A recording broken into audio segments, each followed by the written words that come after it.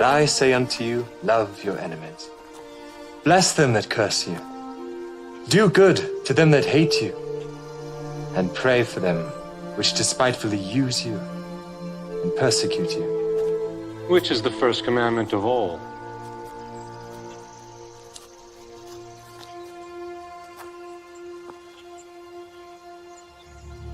Hear, O Israel, the Lord our God is one Lord. Thou shalt love the Lord thy God with all thy heart, and with all thy soul, and with all thy might, and with all thy strength.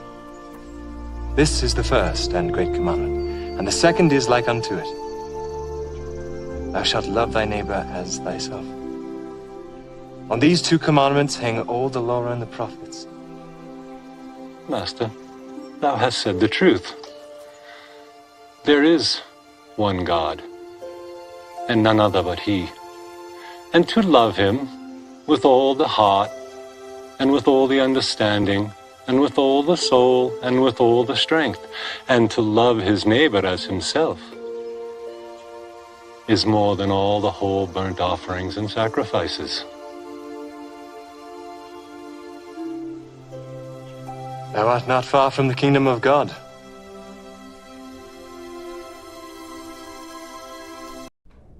Yo, Hello, bud. how you doing, man? Oh, what can you play, mate? I've actually got something special today. I've written an original song, but Yeah. I'm really bad at coming up with titles. So I wonder if you can help me and title this song. Title the song. But- What's it about? Well, here's the thing. I want to do it a little differently today. I want you to give me 3 random words and see if the song that I play fits one of those words. Right, 3 random words. Wales, Wales, Cardiff. Cardiff, and that's like a city in the UK. Yeah. Okay. And Premier League. Premier League. Awesome. Yeah. Okay, so we have Wales, Cardiff, which is a city in the UK, and Premier League. All right, let's rock.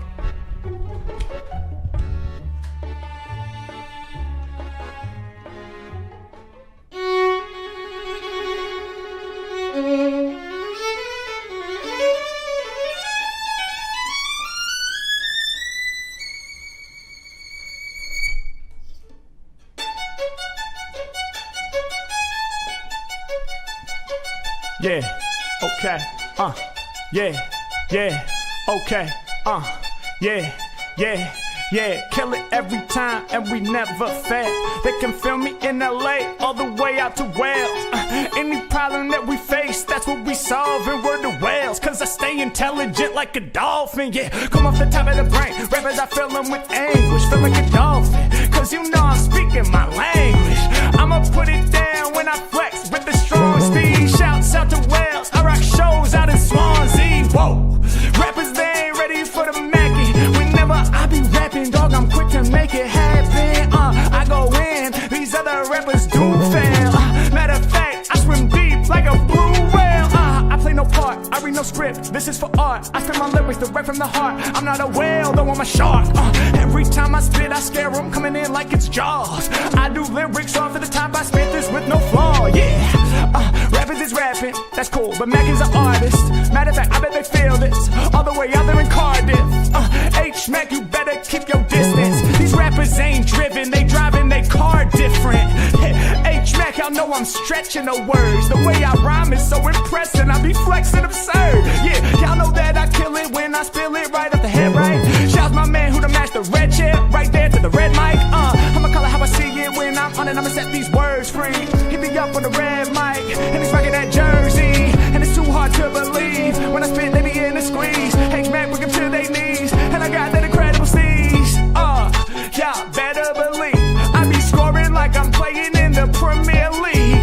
H-Mac really going deep in the zone, cause DJ Premier's in a league of his own. This for the hip-hop legends. Y'all know that I spit it from the fire of my scorching soul. On the field, I'm scoring goals, take it to another level, never gonna settle, and I go against the grain. I be moving like a rebel when I'm doing it, you know I'm pursuing it. I'ma take it to the top of this, and I'ma keep on rhyming till apocalypse. I'm like I'm never dropping this, I'm laying it all deep in the pocket. I am not the one for playing with. I take you higher and higher whenever I'm spitting, delivering fire. Shouts to my man, I got your jaw dropping. robbing. Y'all know that I'm putting these rappers in coffins. And I'm sick with the rhymes. Get your mind open like them blinds right behind. Oh no, y'all know that I'm ready to spark. When I rhyme, the lights go out. Kinda like your room going dark. But we turn them lights back on, cause I know that I come in strong. H-Max ain't rhyming tight off the tip of the metal. They know I'm shining bright, let's go. Y'all know that we put up a fight. Not only on this mic, I'll be controlling your lights. Yeah, off the tip with the dopest flow. For your lights, dog, my brain is the remote control. Let's go. Wow.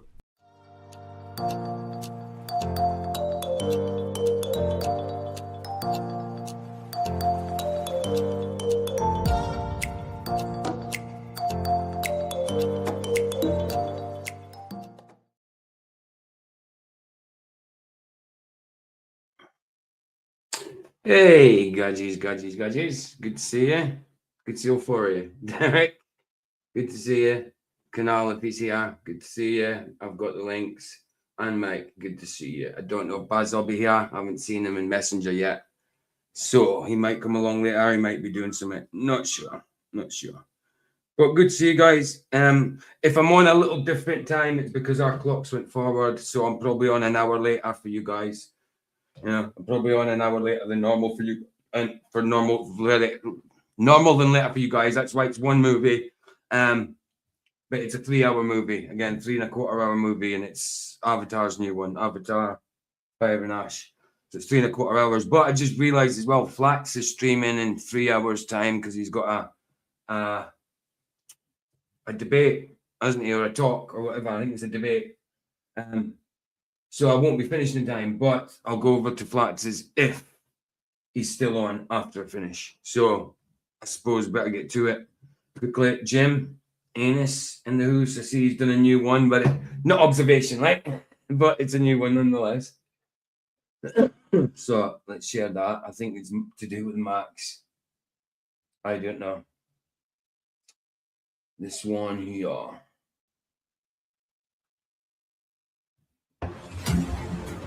Who is it to do with? Max, I think, yeah. Jimmy Dumbass. Mikey's pictures are as shit as yours. I don't care what Mikey says. I have my own opinion. Yeah, I'm sure you do know. You have the opinion of all the other anti-flat earthers. That's who you have the opinion of, Maxie boy.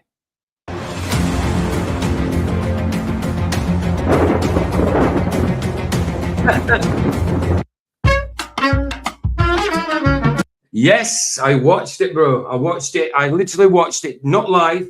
I watched it 12 minutes after the live. It was only 5 rounds. Tell you what, I think he might be the next person to look out for.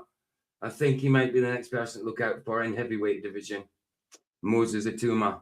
He knocked the guy out in 5 rounds. The guy wasn't the best fighter, but obviously Atuma is working his way up the ladder. You know what I mean? And everybody he's knocked out apart from 2 fights.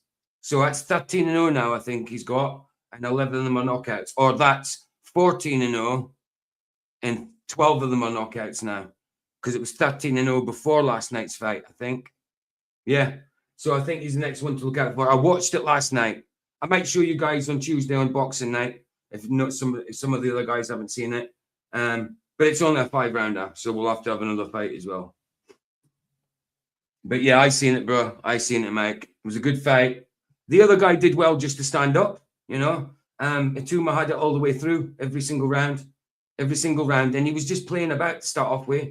He's a hard hitter. He's just got heavy hands, really heavy hands. He looks like he's slow on his feet, but when he swings his hands, he's fast. He's fast for heavyweight. He looks like he'd be slow, but he's actually quite fast. And Moses Atuma, excellent, man. Brilliant. Yeah, I'm new to him. I'm quite new to him. No, nobody's done that Franklin before, but he's getting a bit on in age, isn't he? He's not the number 1 fighter. You know what I mean? But still, it's a bloody good result, 100%.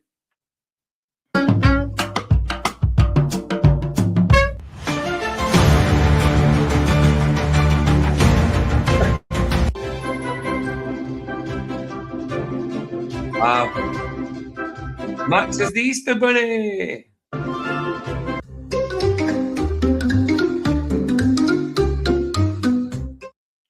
Right, Jim, let's just get a real observation. One of your older ones. Right, popular. I'll put the link in a minute, guys, if anybody wants to come in. I'm just trying to look for an older observation. Not with anyone in particular, just one that's cool. Right, let's stop about that. See what we got. Come on, Times. I want to see the Times. I seen one up here look quite interesting. Where's it gone? Yeah, we did that the other day. Southern Cross. Still Southern Cross from a year ago.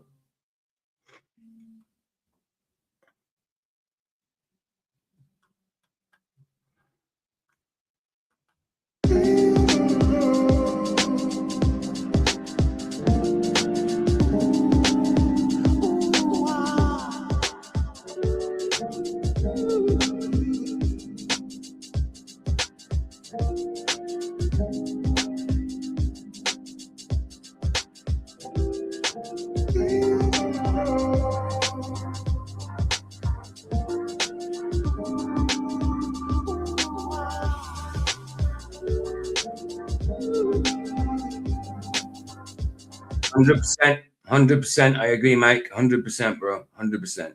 Good fighter. Good fighter.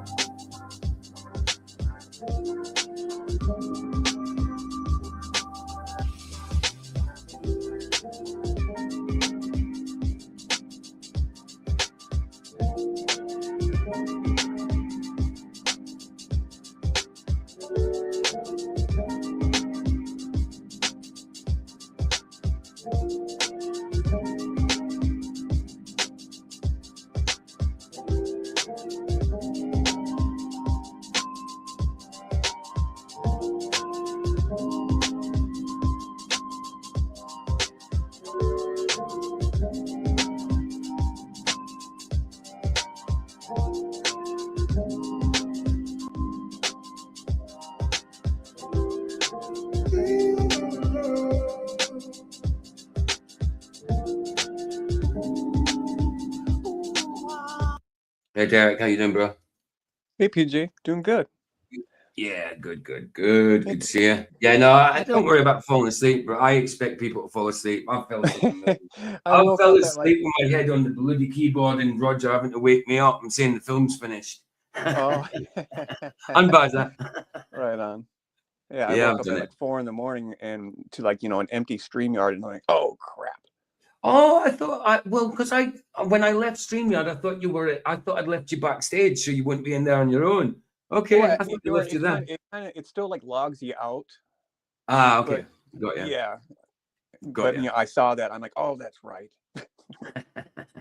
Whoops. That's all good, bro. That's all good. Cool.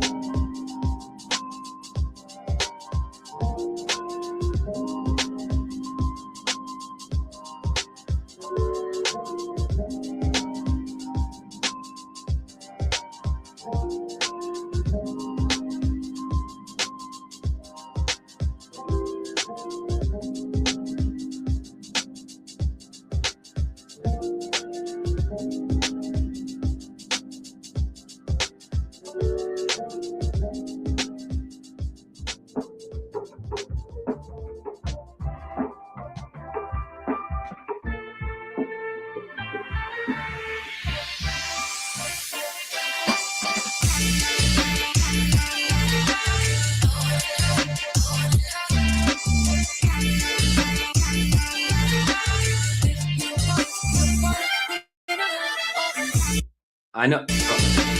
Oh, it's taking ages to pause. Yeah, I know, Canal. I typed Tuesday. I'll show the fight on Tuesday. I meant Tuesday. Tuesdays are gay. Come on. No, Mondays are gay. Tuesdays are all right.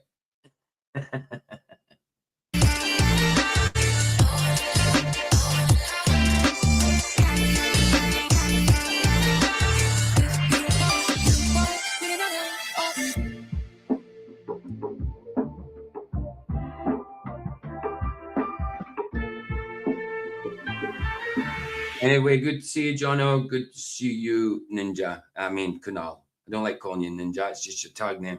I'm used to calling you Kunal. But good to see you, Kunal. Good to see you, Jono.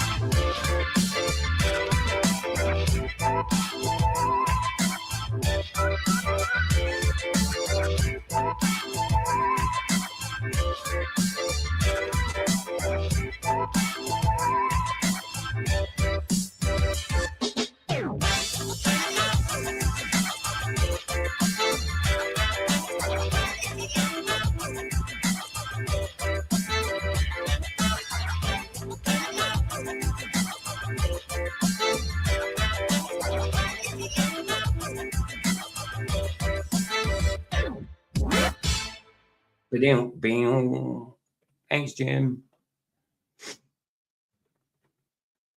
Let's get his link for people watching the chat replay, if they do. That was a cheerful tune. Yeah, it's great. That was from a year ago. It's quite cheerful, that one. Nice one, Jimmy White. All right, there's the link. Family watching. Right, so the video I've got is from Moon. We've done him before. He's quite big on YouTube, and he does kind of small documentaries. It's about half an hour long, and he called his CIA. Why are they compromising podcasts? Something like that. But it is mad because the CIA used to be all about secrets, you know. And now and again, you get declassified stuff that wasn't really declassified. You know, a lot of it was stuff like that. And they're always desiring to keep stuff buried and hidden. And right, absolutely. Like, absolutely. Yeah, maybe in another 70 years. Yeah, exactly. Like, exactly. Okay. So, but yeah, they all used to be about like, no, we can't tell you that, can't tell you that, can't tell you that. But now they're on podcasts everywhere talking. So why? Why? You know, why are they doing that? Are they actually the CIA? You know, are they whistleblowers? Is it a CIA op? to do this, you know. If it's to do with the CIA, it's something dodgy. You know what I mean? But yeah, I just thought it'd be interesting to have a look at it, see what it says. I'm not even sure if that's the line he's going down, you know, but that's just my thought on it, you know, because I haven't seen it. I watched a couple of minutes. But, I don't even know if that's the line he's completely going down. Because I didn't completely understand his title. But then I realized it, like, compromising the actual podcast people. Maybe that's what he's talking about. It's not like they're compromising themselves, because I'm sure they wouldn't. I don't know. Oh, not yeah. Normally, that's kind of their job is not to compromise themselves. Unless that's the right. Right. Hello, simple and Simple and Alapado. Good to see you. I did see you last time when you were here, but by the time I noticed you were in Rumble, I'd gone. We're mainly on YouTube, but I do stream to Rumble all the time. I just don't get many people live in Rumble. We do a topic in YouTube, and then we come over Rumble side to watch a movie and all that. So I'm always on Rumble, but most of the people are in YouTube side. You know what I mean? I will put my link in YouTube, the YouTube link, if you want to come over, just in case. But if you're fine there, you're fine there. It's all good. But yeah, there we go. There's never many people live unless it's movie time on the Rumble side. That's the link for the YouTube side, bro. Is it? Make sure it's the right one. Just in case. Yes. Cool. Right. Okay. Let's get this video. Put a link in here. Show up in private. Yes. Sure, that's the one. Yeah. Shut up. Right. Share screen. Why does my inner monologue always come out? What I'm doing? Share screen. Do this. Do that. My little soliloquy comes to life. Comes to voice. You know what I mean? That's all good. No. Where am I? What? Yeah, that's the one. Cool.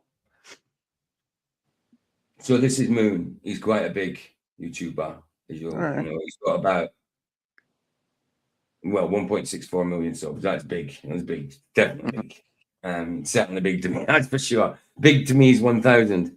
The CIA used to. Right. Yes, the CIA used to. Used to what? All right. Let's see.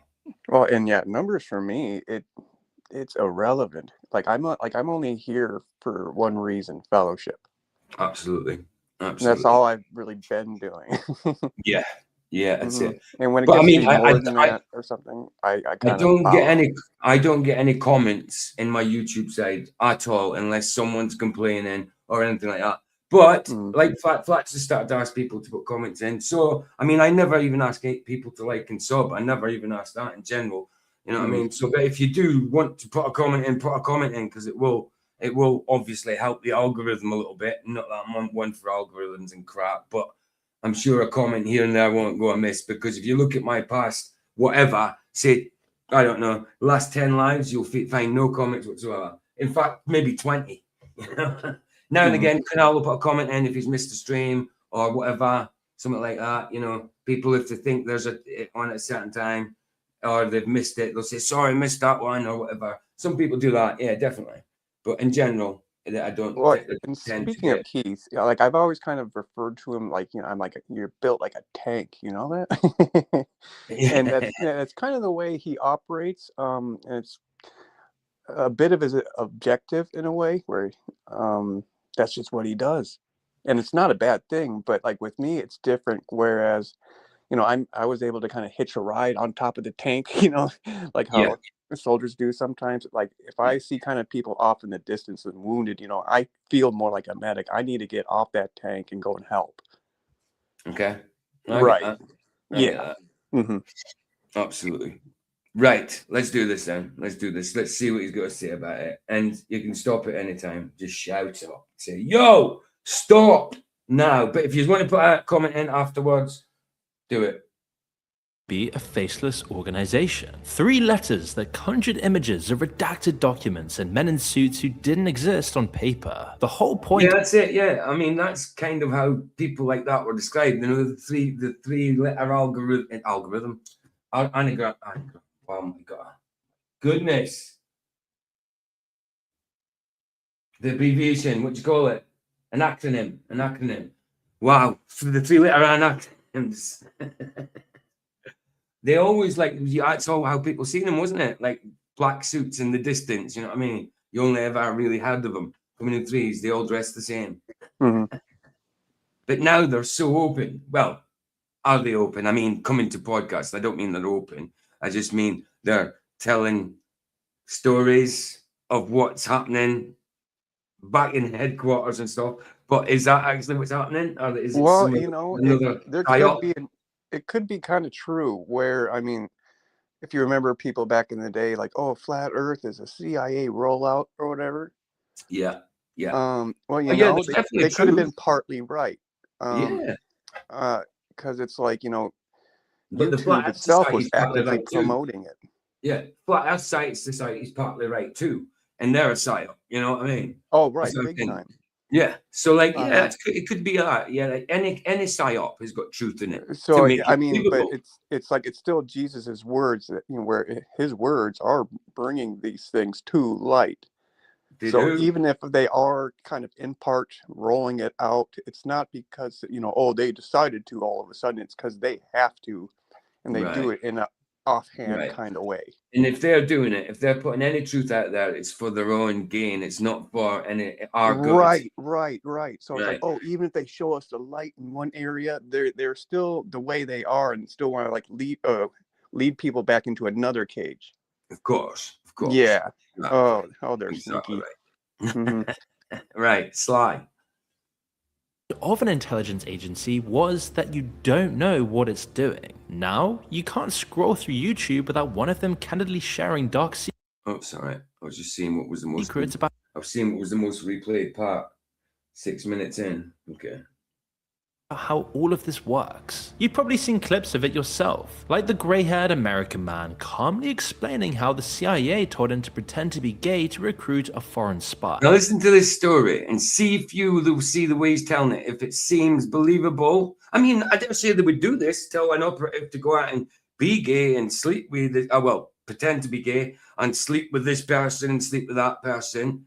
But I'm not sure about the way he tells it. This is the only part I've seen, is this little part here.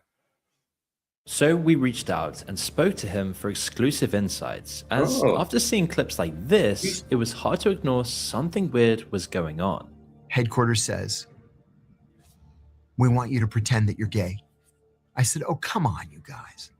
No, we really Yeah, need the I information. want you to pretend you're gay. Oh, come on, you guys. Man, it's like a morbid form of like a fraternity.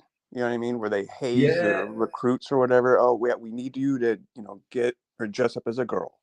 Yeah, absolutely. Like just absurd things. Yeah. Oh, wow. Mm. You got to pretend that you're gay. I said, okay, I'll do it. I'll do it for Uncle Sam. Or how his boss ordered him to sleep with the ugliest woman he'd ever seen, for the good of the country. Who was the ugliest woman I've ever seen in my life. Like, you want to avert your eyes. Like, she came off the side of Notre Dame. Yeah, She it's was like some kind of CIA hazing or something like that. That's terrible. I mean, it could be a true story what he's saying, but I mean, I half believe him because I half believe that they would do that. Well, I believe that they would do this. I just don't know whether what he's saying is true. You know, it's Yeah. one of them ones where you think, well, he sounds like he's telling the truth, but is he? I'm Yeah. gonna take it with a grain of salt. You know. Exactly. Mm. you know, a stone gargoyle with a giant mole right here with a giant hair coming out of it. That kind of ugly. And my boss says, okay, here's what I want you to do. I want you to fuck her. And I said, what? I said, have you ever seen her? And he said, I know.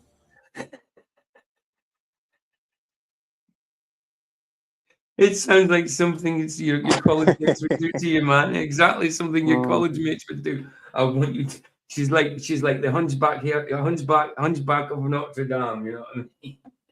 You got a mole, you're growing out moles and I know it's not. I want you to. You need to do this for your What? country. Oh, God. What?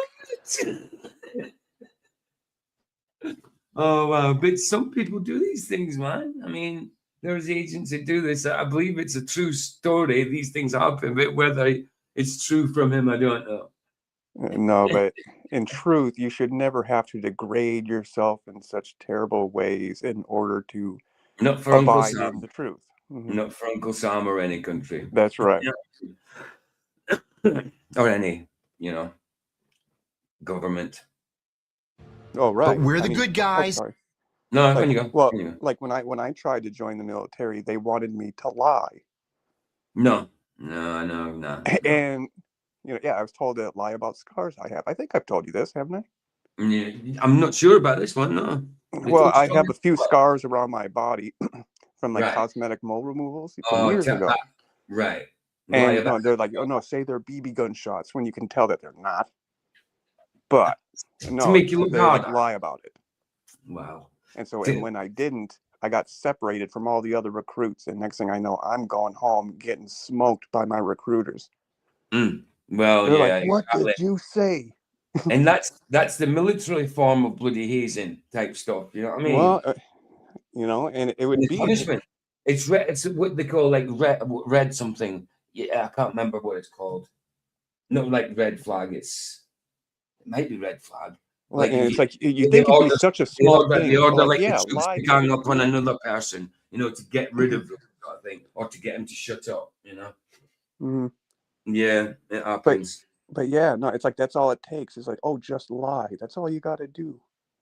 Mm. And Yeah. man, Yeah, well, maybe it's a small thing to do, but the consequences of the living in that and consequences are becoming grave. exactly, Oh, big time.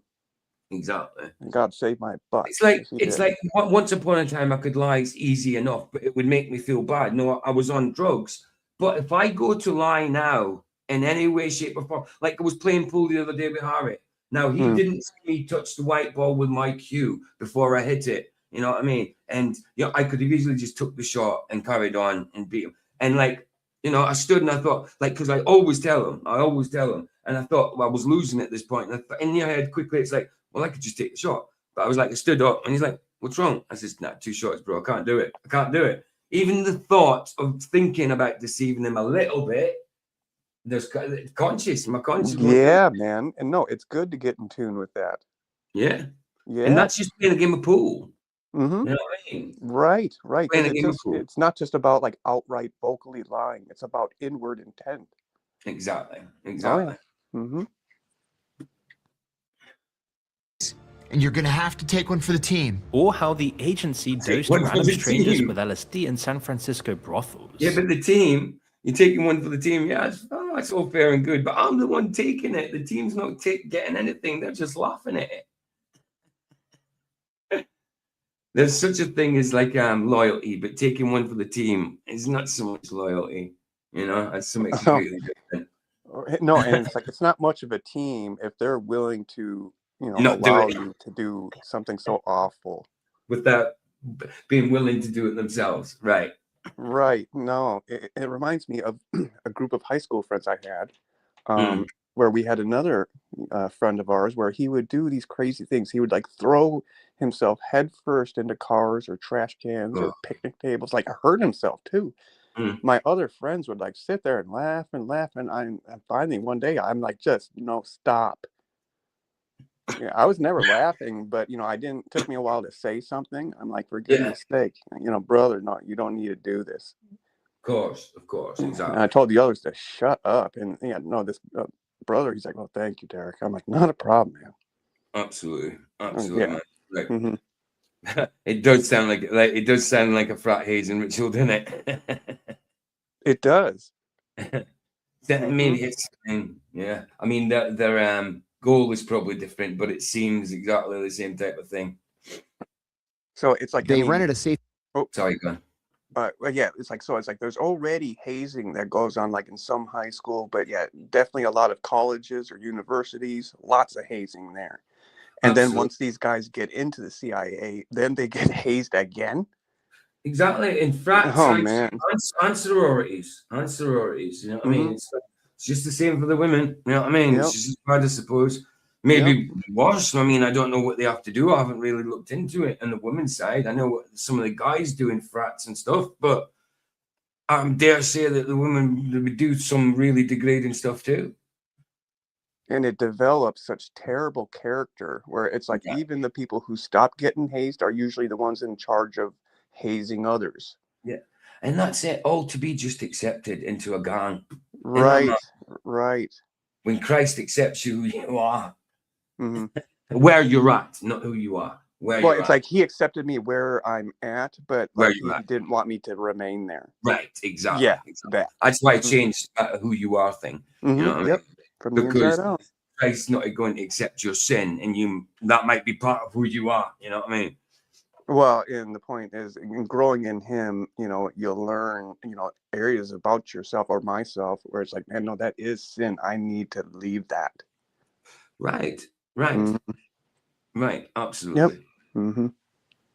Agency dosed random strangers with LSD in San Francisco brothels. They rented a safe house in San Francisco.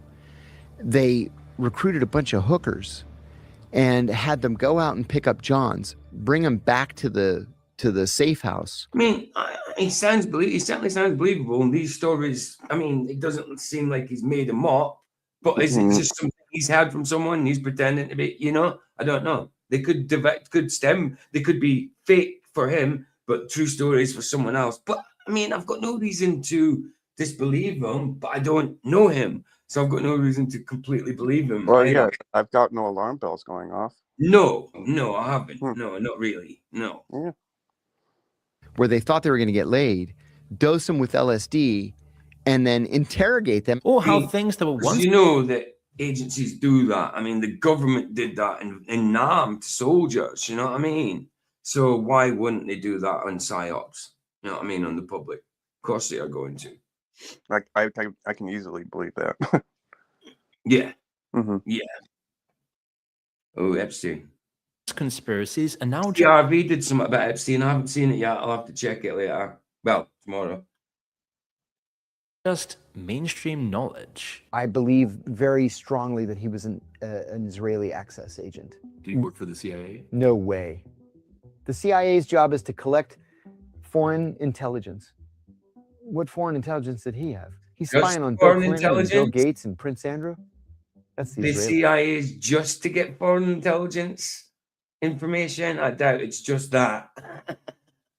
Well, it's like, I mean, they do have like different departments in the CIA. So Of course. So yeah, they'll be all over the place. I mean, they've got this. Right.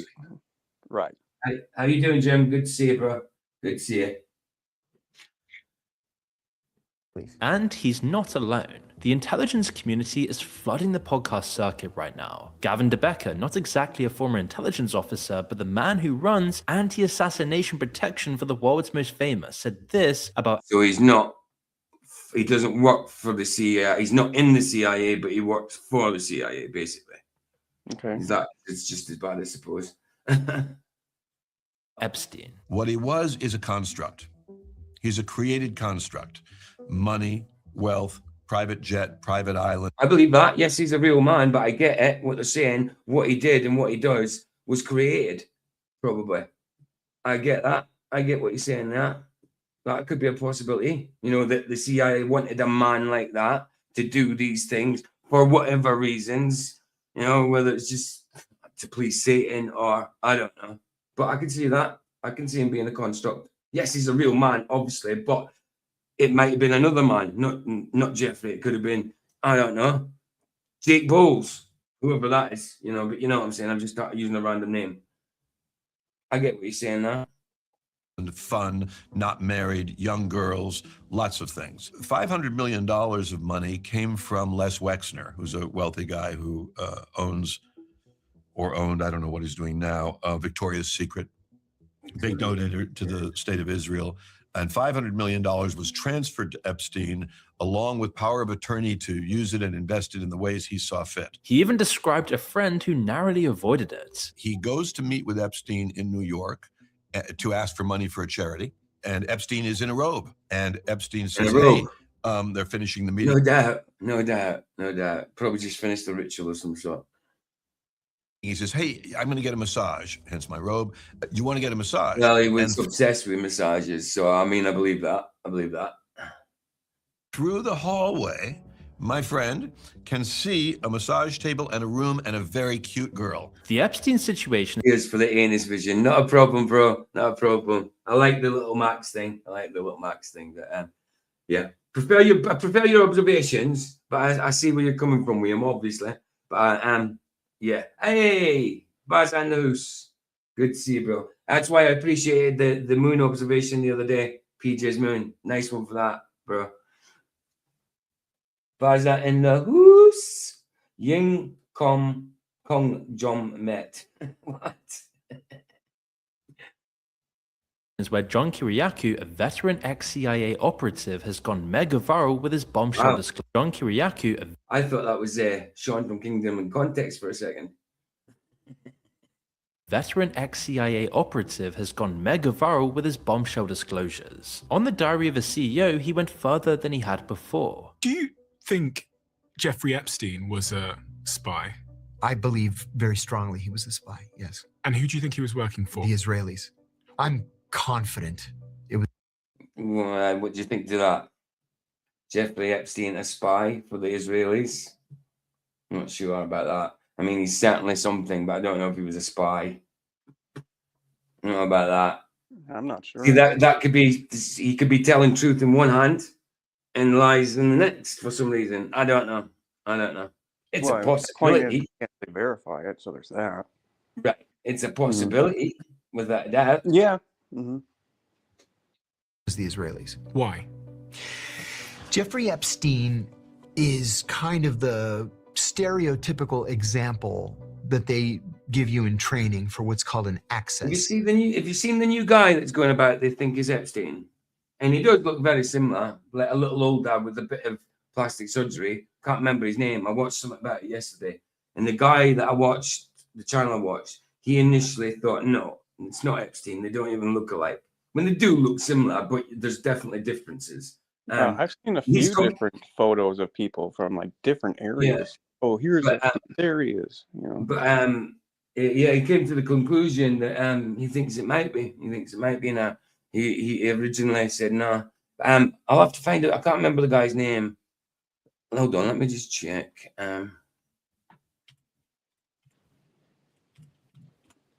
But what I can say, what I do know for sure, is that there was something extremely suspicious about his alleged death. And I say alleged because I can't verify his death even. I don't think he's dead. Right, No. so Palm Beach Pete. Palm Beach Pete.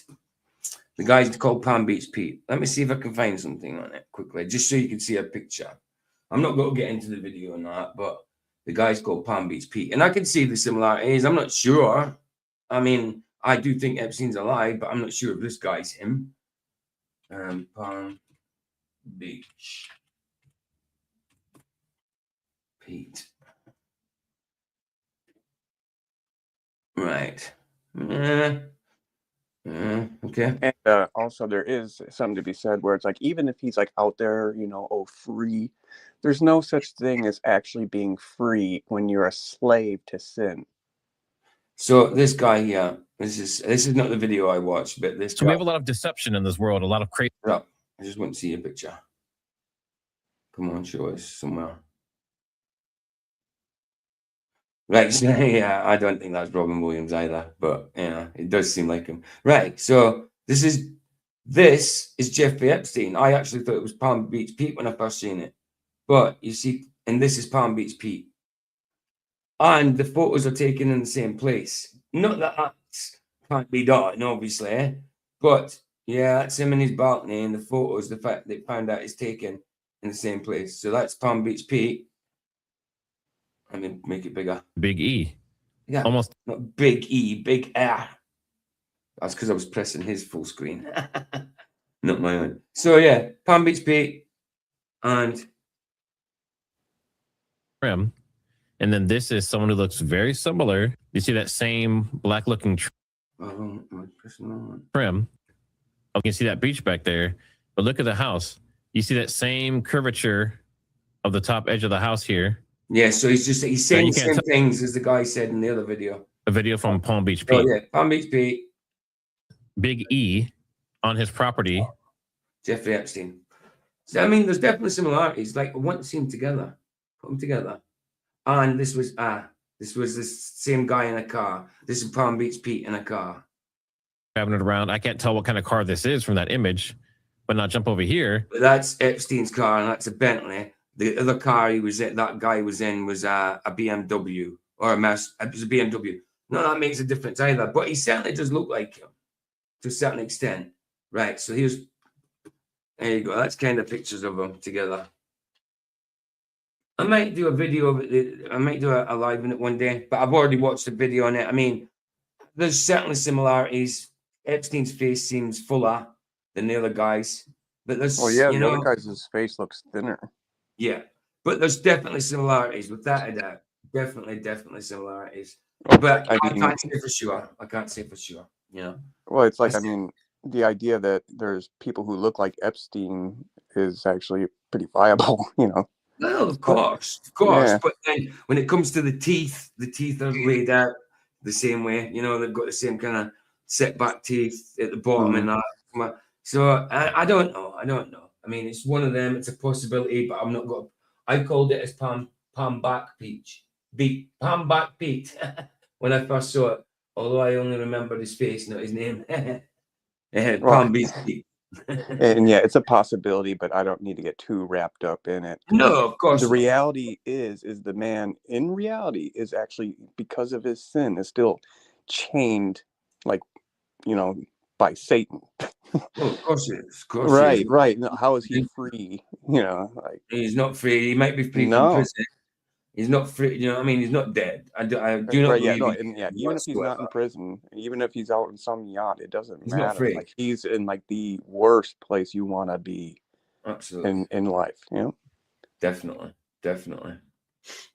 Agent. If you're a foreign intelligence service and you want information, like close-in information from a former president, from the CEO of the biggest company in the world, from a member of the British royal family, you're not going to recruit these guys. You're going to recruit Bill Clinton. And he's made the same points on so many other podcasts with remarkable consistency. I mean, what's the point of running the operation if it's not to collect compromat? It was about blackmail. It had to have been. I don't understand it otherwise. They then take 10 minutes to look into it, and they're like, oh my God, he's running a fucking pedo ring at the behest of the Victoria's Secret guy in fucking New York City. And oh my God, they got dirt on everyone, including the current president. This is a crisis, the likes of which, if we outed this, everything could fall. Is traumatic, cutting, and critical of the highest institutions of government. And some of his other disclosures, probably the ones that get less attention. He's consistent with his stories, but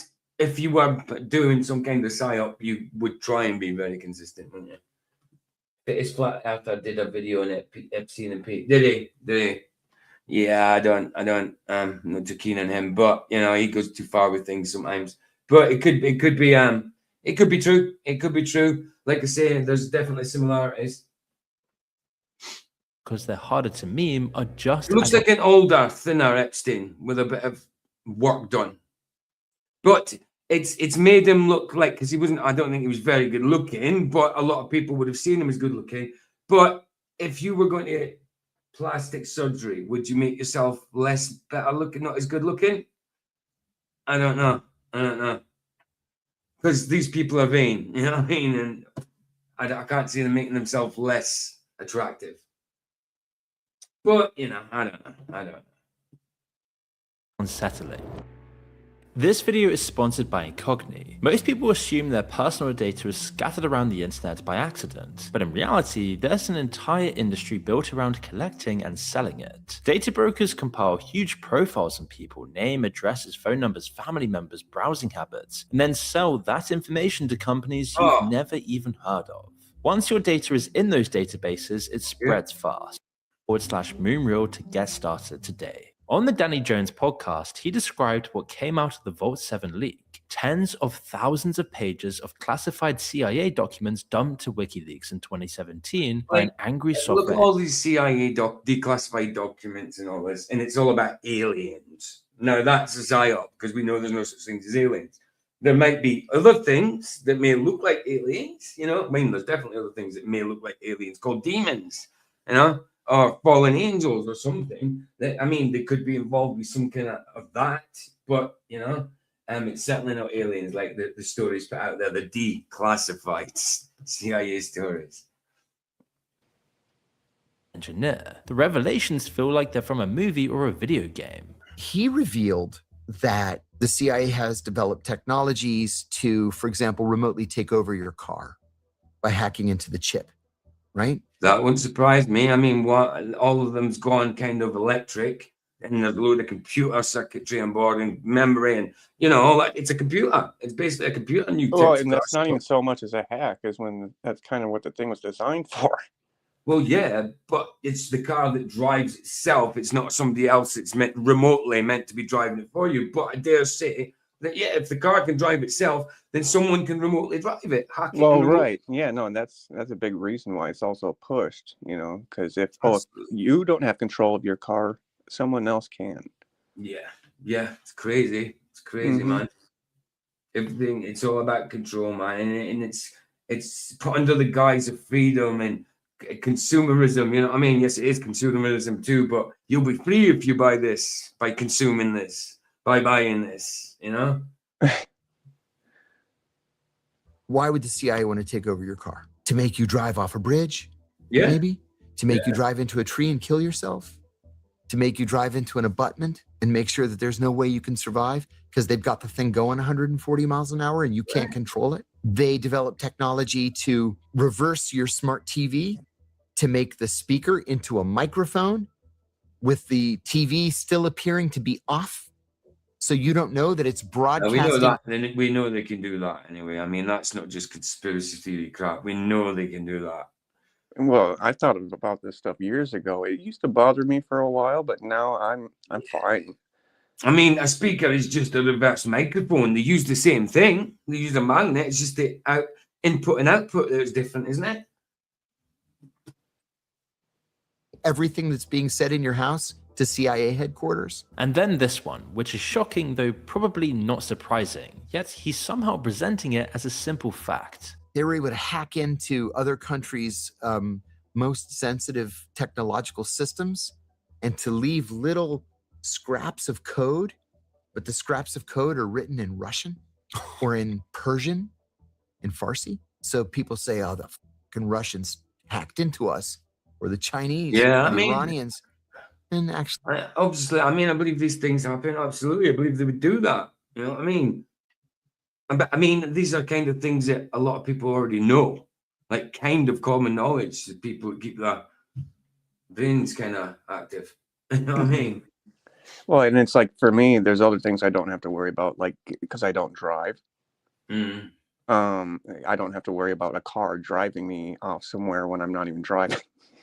When I pass my test, I will not be getting an electric car. No way. I know, right? But yeah, if I were to, I would, definitely want to go with an old school car that doesn't have that type of tech. No, thank you. Right. Mm-hmm. Definitely. Yeah. Definitely. Actually, no. I won't even get an automatic. Mine will be have gears. So mine's what you call stick shift. Well, and even if I were to do that, I mean, there is also something I had to have to keep in mind where it's like, well, it's not just my car that may be an issue. Maybe somebody else driving an electric car on the road. Yeah. That's it. That's it. Mm-hmm. I mean, the movie that Michelle Obama and Michael Obama and Obama, the ex-president, the movie they were involved in, the one with Julia Roberts, can't remember what it's called, The World. But anyway, they had Tesla cars that were all kind of driving to the same place because the whole world had kind of ended, you know. And it was, they had to dodge out of the way and stuff like that because they were driving straight for them. Nobody was driving it, you know. That's kind of like where it's headed, you know. What was the name of that film? The World. Come on. I did not see it myself. I showed it on here. And I must have missed it.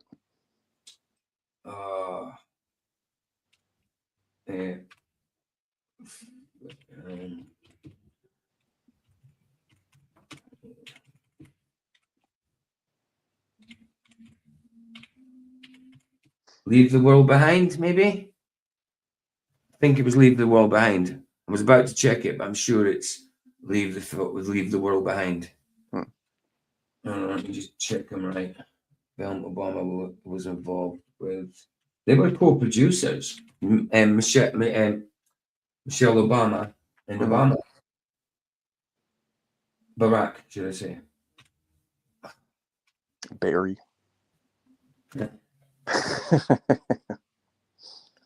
Yeah, Leave the World Behind. Leave the World Behind. All right. Yeah, that's the one. Yeah, Canal said it as well. Leave the World Behind. But you'll never know it. That's some things I think that would come true in that, without a doubt.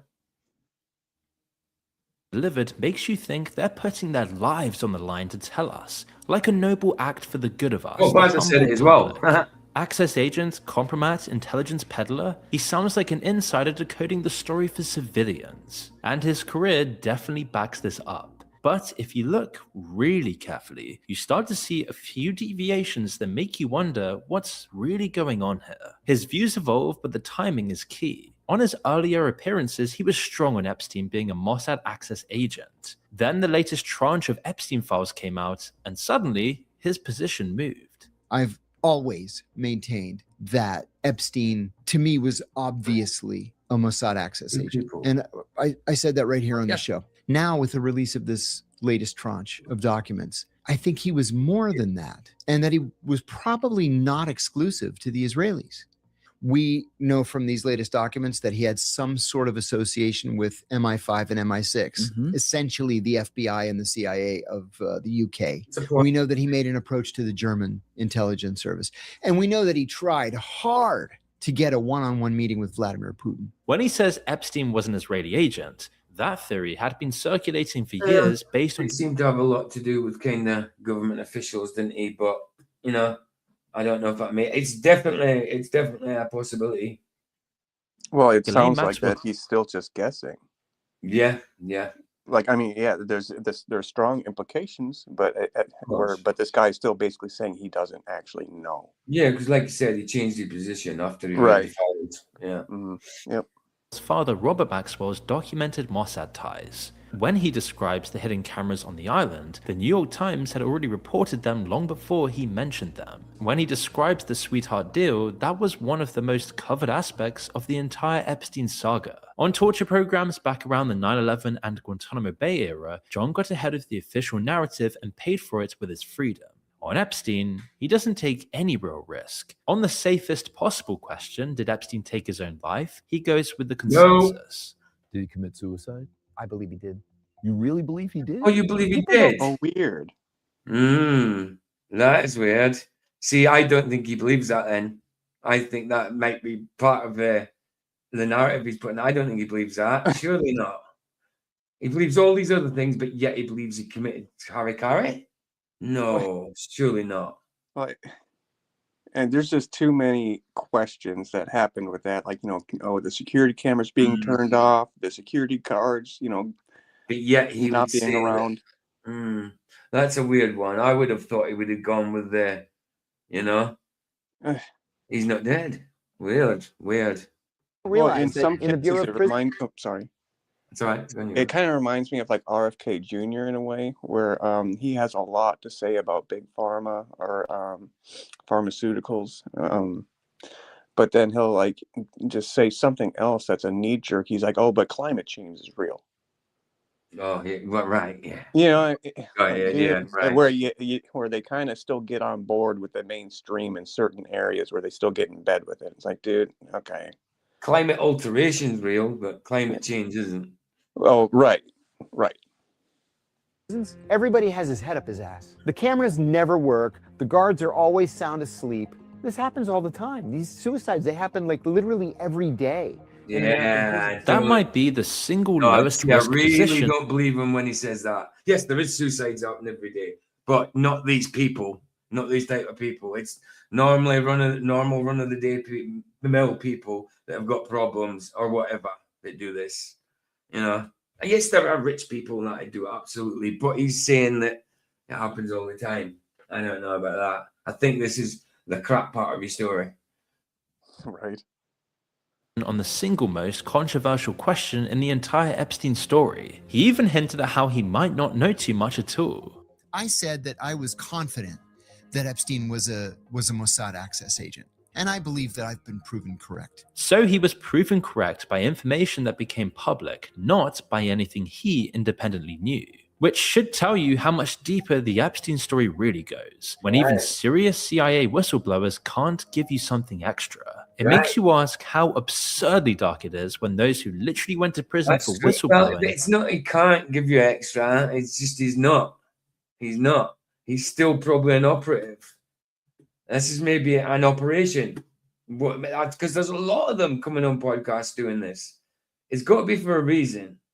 Even if they're ex-CIA, they're not ex-CIA, are they? Even if they're retired, they still get missions, surely. Well, it's like, I mean, can we even prove this guy was in the CIA? Or... We can't prove it. We're only taking... I mean... Right. I don't know. I mean, I haven't checked them up, so I'm going by what this is saying. And like I say, we've got to take these with a pinch of salt, because what he's certainly saying, there's certainly truth in this, 100%. But it's why are they doing it if he is CIA? Mm-hmm. Hey, Matthew Eastman in the house. How you doing, bro? What's up, man? Happy Sunday. Happy Sunday to you, bro. Well, it's Monday. Man. It's Monday for me. Happy Monday for me.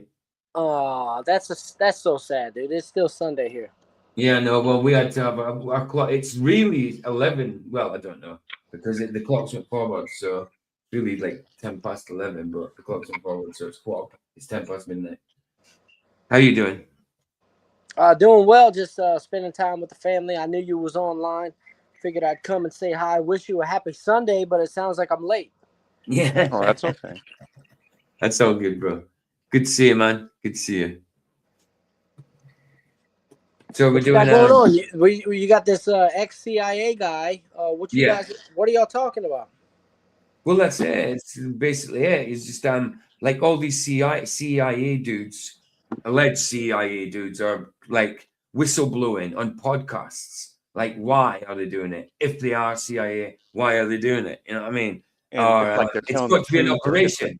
Is it true or not? Is it half true and half bullcrap? Is it an operation, or are they even CIA agents? You know, I don't know.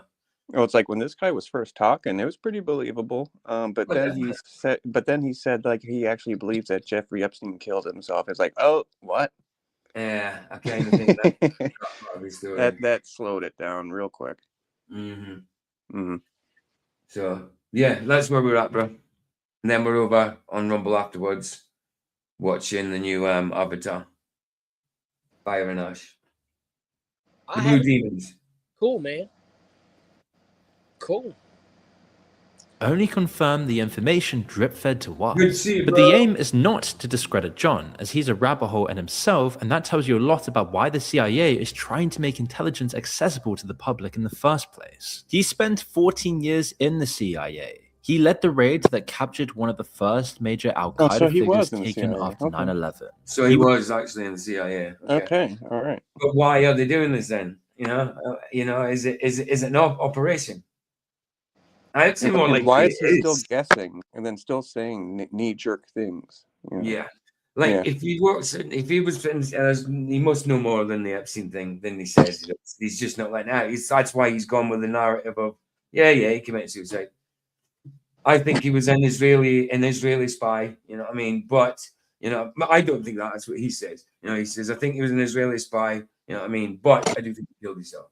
Yeah, that's a bit weird. Nice. Was the first Oh yeah, man. US government official to confirm that the CIA was waterboarding prisoners. And then he went to prison for it. Not for torturing anyone, but just for talking about... You smoking a blunt or just a cigarette? A cigarette. I didn't even know you smoked cigarettes, bro. I don't. I just, this is... Every now and again. Every now and again. Yeah, it's like I smoke bud. I mean, I don't smoke so much cigarettes anymore, but now and again I do, obviously, when I haven't got bud. But like every now and again, like Harry, like he doesn't smoke cigarettes, he smokes bud. But every now and again he has like a whiskey and cigar night. You know what I mean? Yeah, that's what I'm doing. It's Sunday. Yeah, exactly. I think that's cool. Torture, where John would see 23 months inside of a prison. Did any of the people who were torturing other people wind up in jail? Not a single one. The torturers. It's so crazy. It's nuts. It's nuts. The torturers didn't go to jail. The people who conceived. I don't trust this guy. Tucker Carlson. I don't know about him. I don't know the either one of them. I don't know that either one of them would be like suspect Jewry, or so-called Jew or whatever. You know what I mean? Right. Don't know. It's what you don't know. What we don't know is greater than what we do know. You know what I mean? Well, that's true. But it's cool to have a critical eye for everyone, for sure. Definitely. Like some of what he says sounds true, but I can't go with what all he says. So you've got to take it with a pinch of salt. But whatever he does say, whether he's telling the truth or not, there's truth in it. There's certainly truth in it. Well, and it's better to have that than, let's say, like communist programming where you have to listen to the same side all the time. Right. Torture, the people who funded the torture, appropriated taxpayer money for the torture, the people who implemented it, nobody went to prison but me. He studied Middle Eastern studies, he got a went to master's prison. in legislative affairs, and as graduate professor, a CIA psychologist recruited him into the agency. And almost immediately, he found himself in the room where it all happens. He described being sent to the White House at 26 years old, the day after Iraq invaded Kuwait. We all sit down. The president tells us, sit down. We sit down and the president says, well, now what do we do? And everybody turns and looks at me. I said, Mr. President, as you know, Iraqi troops crossed the border at 2:00 this morning. And I said, actually, he's the co-founder of the Popular Front for the Liberation of Palestine. The vice president shouts, Jesus Christ. Oi. And then the president says, Blasphemy. gentlemen, thank you. We'll take it from here. And I remember saying to myself, my friends would never believe in 1,000 years what I was doing right now. They wouldn't even believe me if I told them. That's what an analyst does. When I switched to operations, again, the job was very straightforward. It was he was doing operations, so he still could be. He's doing, like you said. Well, we knew that earlier when he said he was told to pretend to be gay, and then he got told to have sex with this woman that looked like with a Notre Dame head. Hunchback of Notre Dame. PJ, we talking about Saddam tonight? Saddam? No. We're talking about Saddam insane. What makes you think that? That's just, no, we're not talking about Saddam now. We're talking about Crude spy. Sorry, on you go. We're talking about Gaddafi.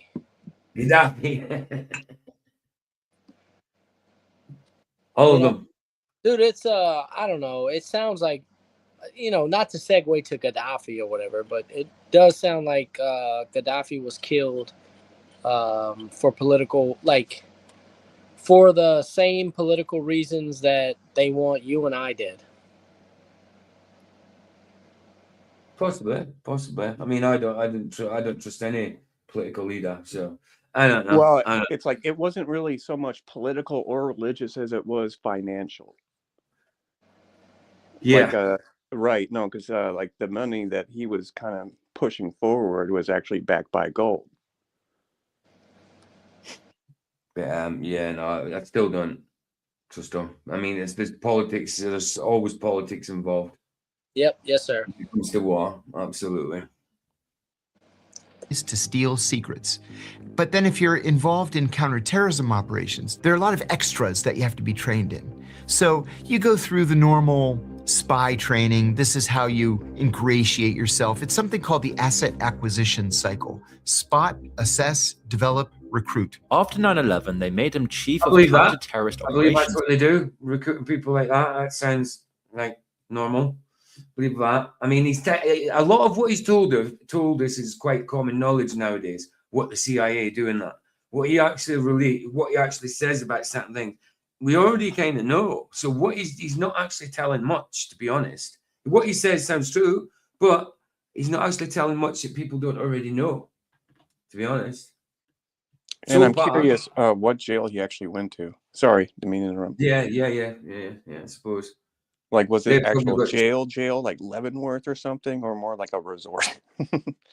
Well, it could be like they might have a jail that's just for them, like you know, military in the UK. The military have got a jail called Colchester. Like if you're in the military and you do a crime, you go to military jail, and it's Colchester. Maybe they got something like that. And it's not military, but you know, I don't know. Obviously, the military don't have a good time though. Like it's a tough jail for military. You know what I mean? But you know, oh right. I can't see him being in a normal jail, a normal mainstream jail. If he is, then he'd be on a segregated unit or something. Well, that's what I just get that feeling. Yeah, he'd be protected. Yeah. Nah, Pakistan, and Oh, he was involved in Go some ahead, man. high-level raids. Stop. Let me think. Right, go on, Matt. Sorry. He could have been in a federal institution, right? Federal time is pretty hard in America. Yeah. Well, yeah, possible. typically. Yeah, but did he? That's the point. I mean, yeah, I do know that happens. Absolutely. But yeah. We just don't know. But he certainly did work for the CIA. Well, because it's like, I mean, in the joint, you know, like I've never even heard of like people being inmates or like, oh yeah, I was in the CIA or something like that. Never even heard that. I was in jail with that, and I was in prison when I did my 3-year sentence with a murderer, a priest, pastor. Still read the Bible and everything. Praise the Well, Lord. I can believe that. he was a murderer, yeah, doing life and that. I mean, but have you ever run met into like one cop MI6 or something like that? I think I met one copper when I was in prison. You know, yeah, cops can find themselves in there, sure.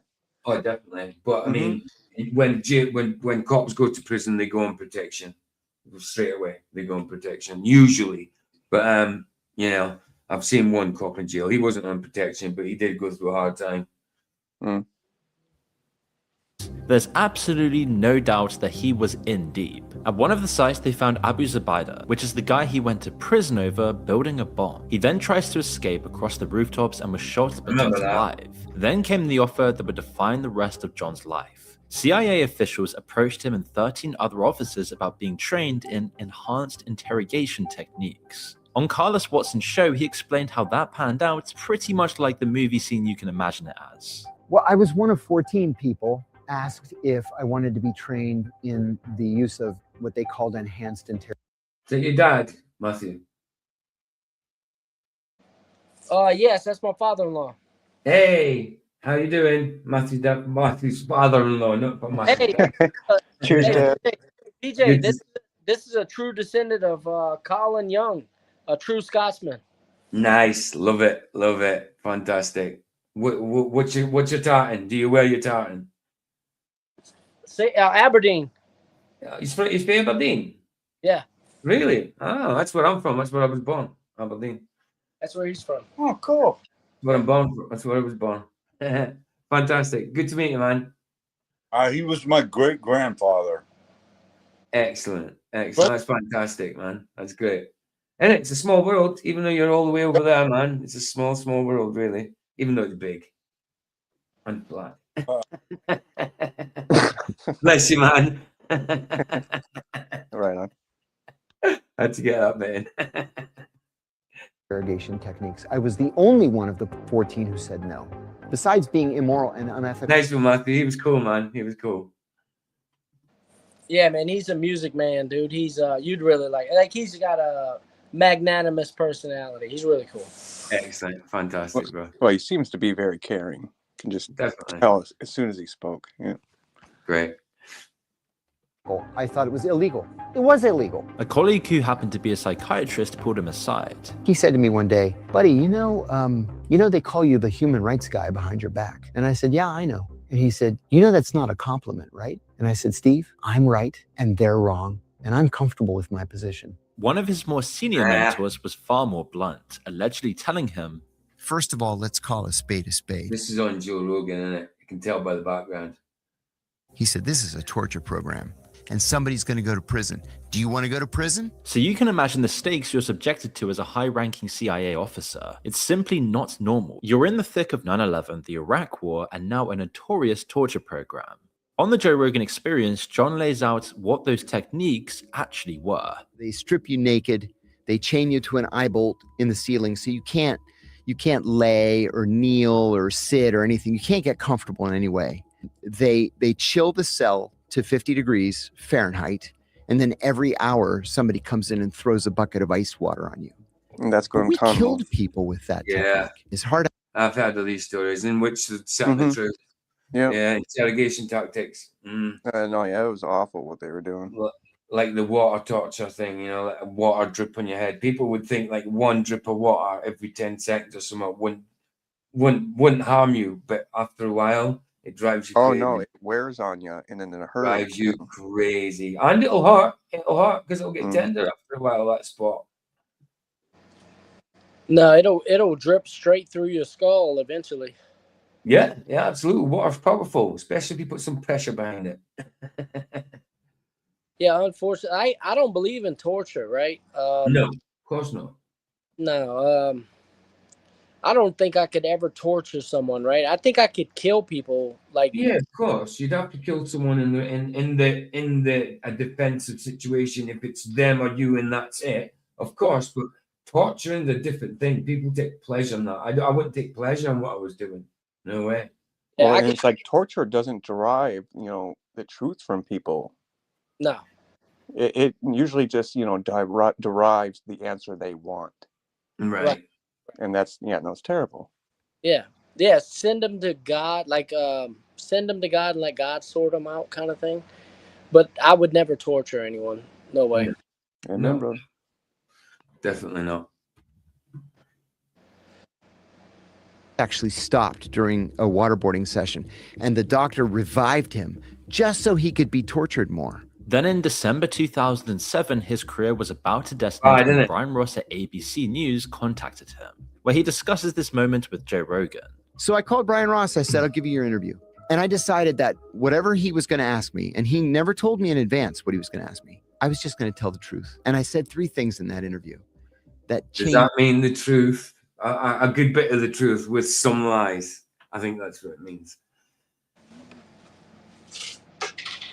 The course of the rest of my life. I said that the CIA was torturing its prisoners. I said that torture was official U.S. government policy. It was not the result of any rogue officer. And I said that the policy had been personally approved by the president himself. And then, as you can imagine, within 24 hours, the CIA files what's called a crimes report against me with the FBI. Now, here's the twist in Joel's story. He says Abu Zubaydah's waterboarding lasted about 35 seconds, after which Abu cooperated. But this turned out to be completely wrong. The classified documents later revealed he was waterboarded at least 83 times in a single month.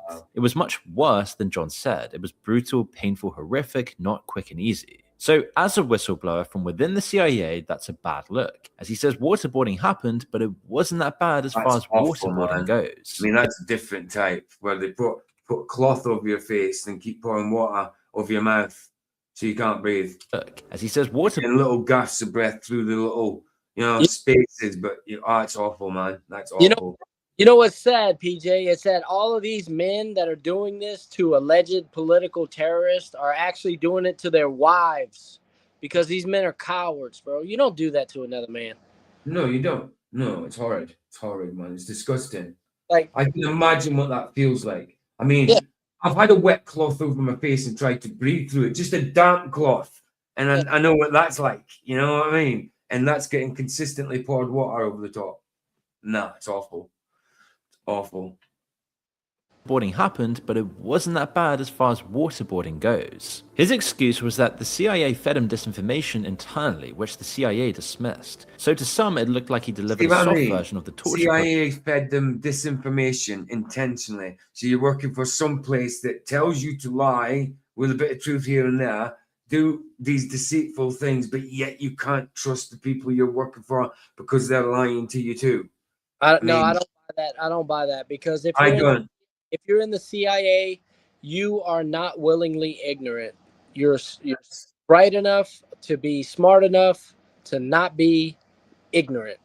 That's my point. You know what I mean? Can you trust that information? Because why would you work at a place or continue to do stuff for them I know sometimes you haven't got a choice, but they're lying to you and you can't trust them. And they're telling you to be deceitful, but they're being deceitful to you. You just wouldn't want to be in that situation, would you? I don't believe that part. I don't believe it.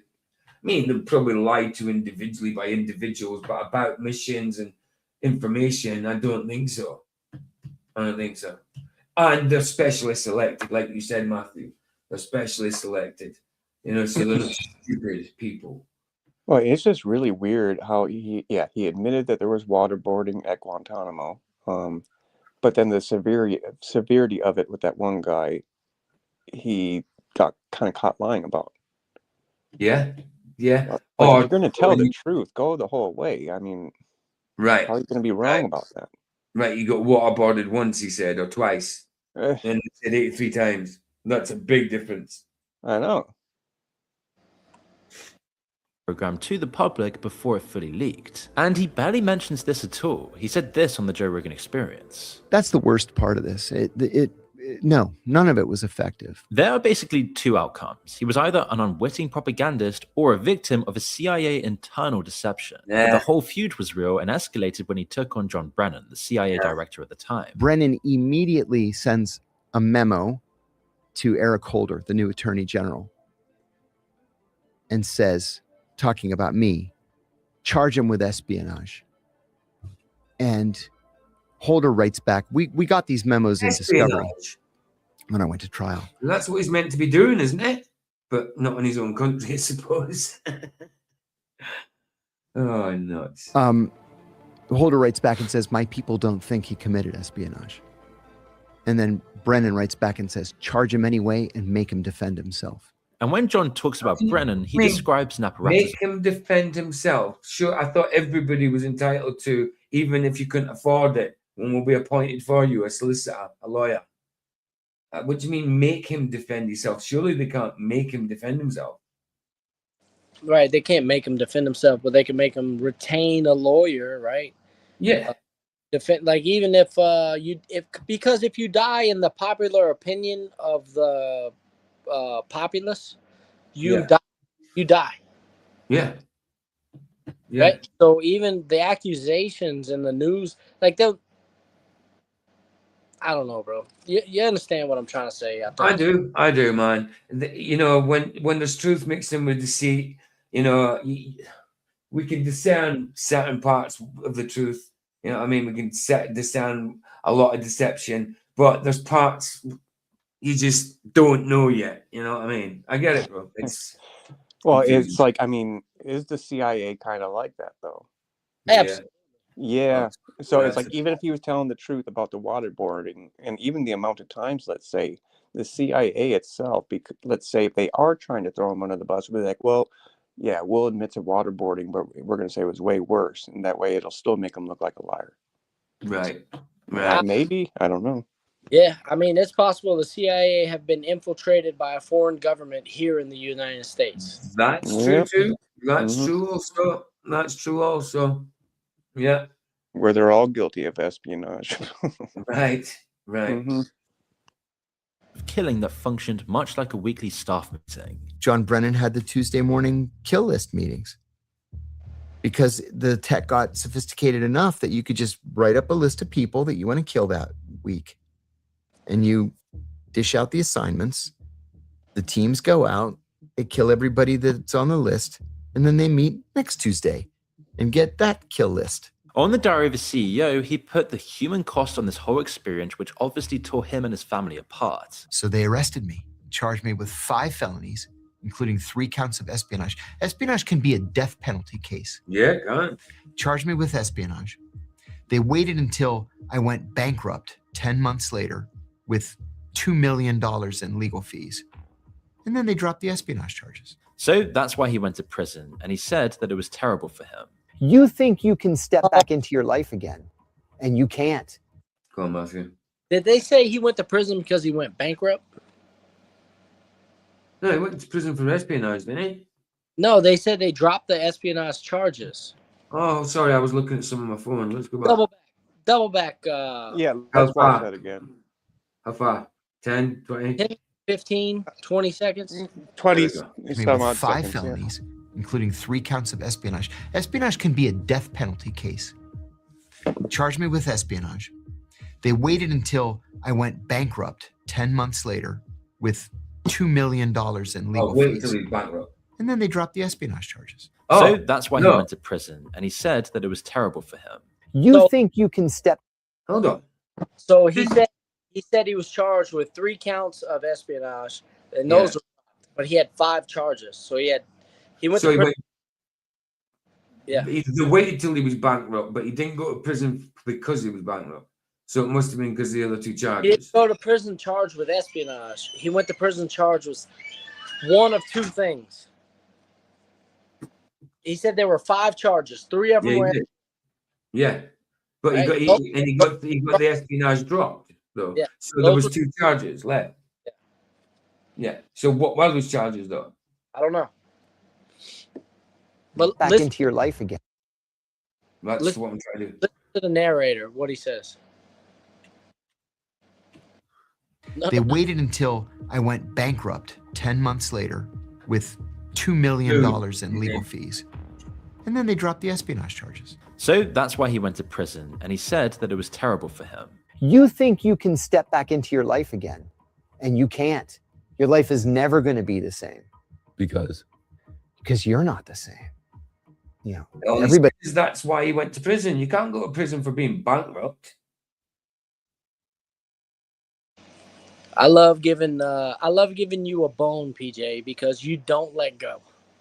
You can't go to prison for being bankrupt. So Oh, no, you can't that's go to prison true. for being So yeah, what was the final charge? So he just says that's what he went to prison for. Well, they never say what the 2 charges. He says 5 charges, 3 were dropped. He doesn't say what he goes. This doesn't say. I know, that's my point. You don't know what so he just says that's what he went to prison for, but you don't tell us what he went to prison for. Because that's what I mean. That's my point. He comes out of prison with PTSD. Everybody. It's a pretty dramatic whistleblower arc, and one that gives him a lot of credit, despite one major blip in his credibility, which may be explainable if the agency duped him. And now he's gone viral on TikTok for his podcast appearances, which is either a beautiful irony or exactly the kind of thing that should make you pay very close attention.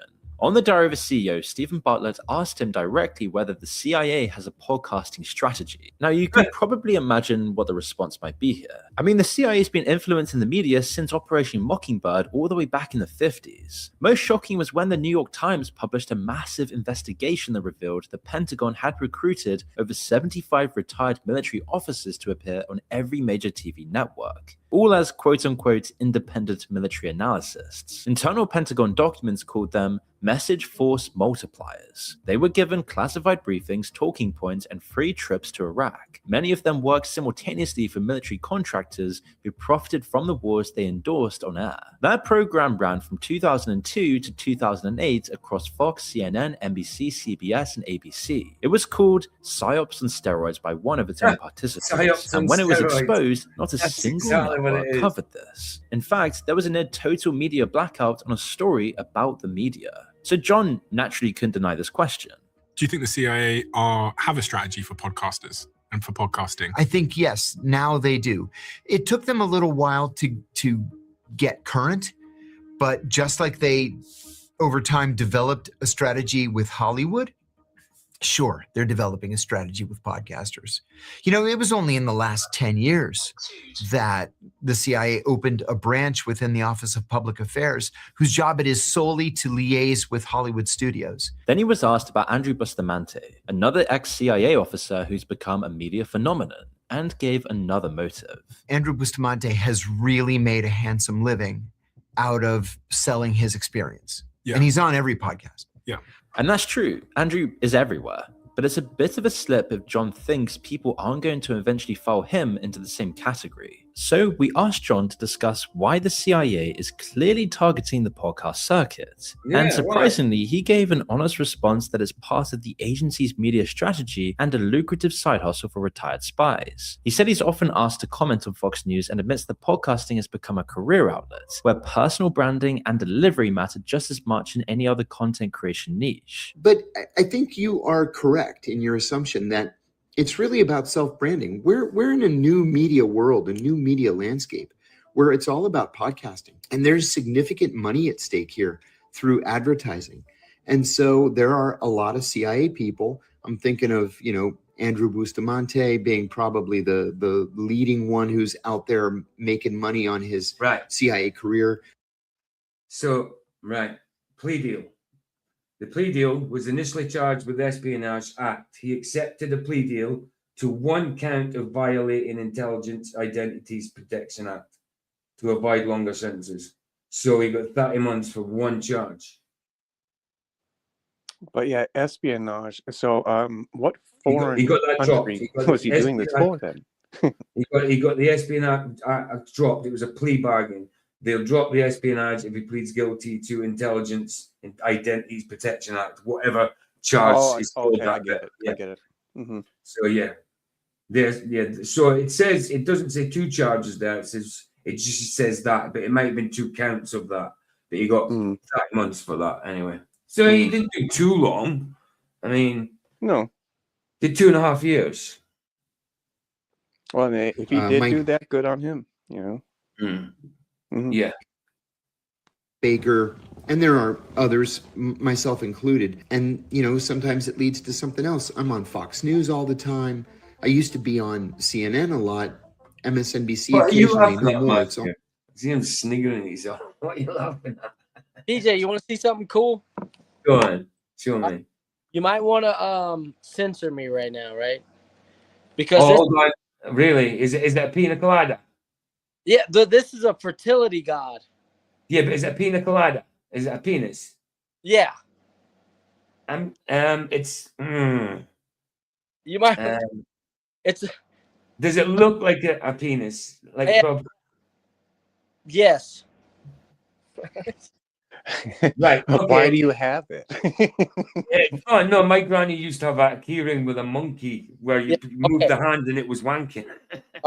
Okay. Right. Let me make you smaller, just so it's not big. It's not like a family heirloom or something, is it? Right, let's see. Super small. All right. Let me just. Okay, I get it. Got it. Oh, okay. Yeah.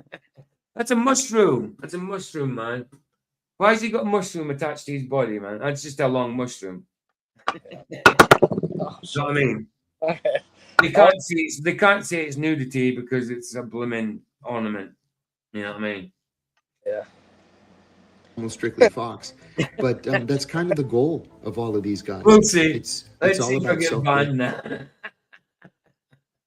Bustamante is the first name to pop into John's head because he's been Super good. monetizing his Oh, ex-CIA this guy. role for decades. I He don't- built something cool. I don't know this guy. I've never I don't seen this trust guy.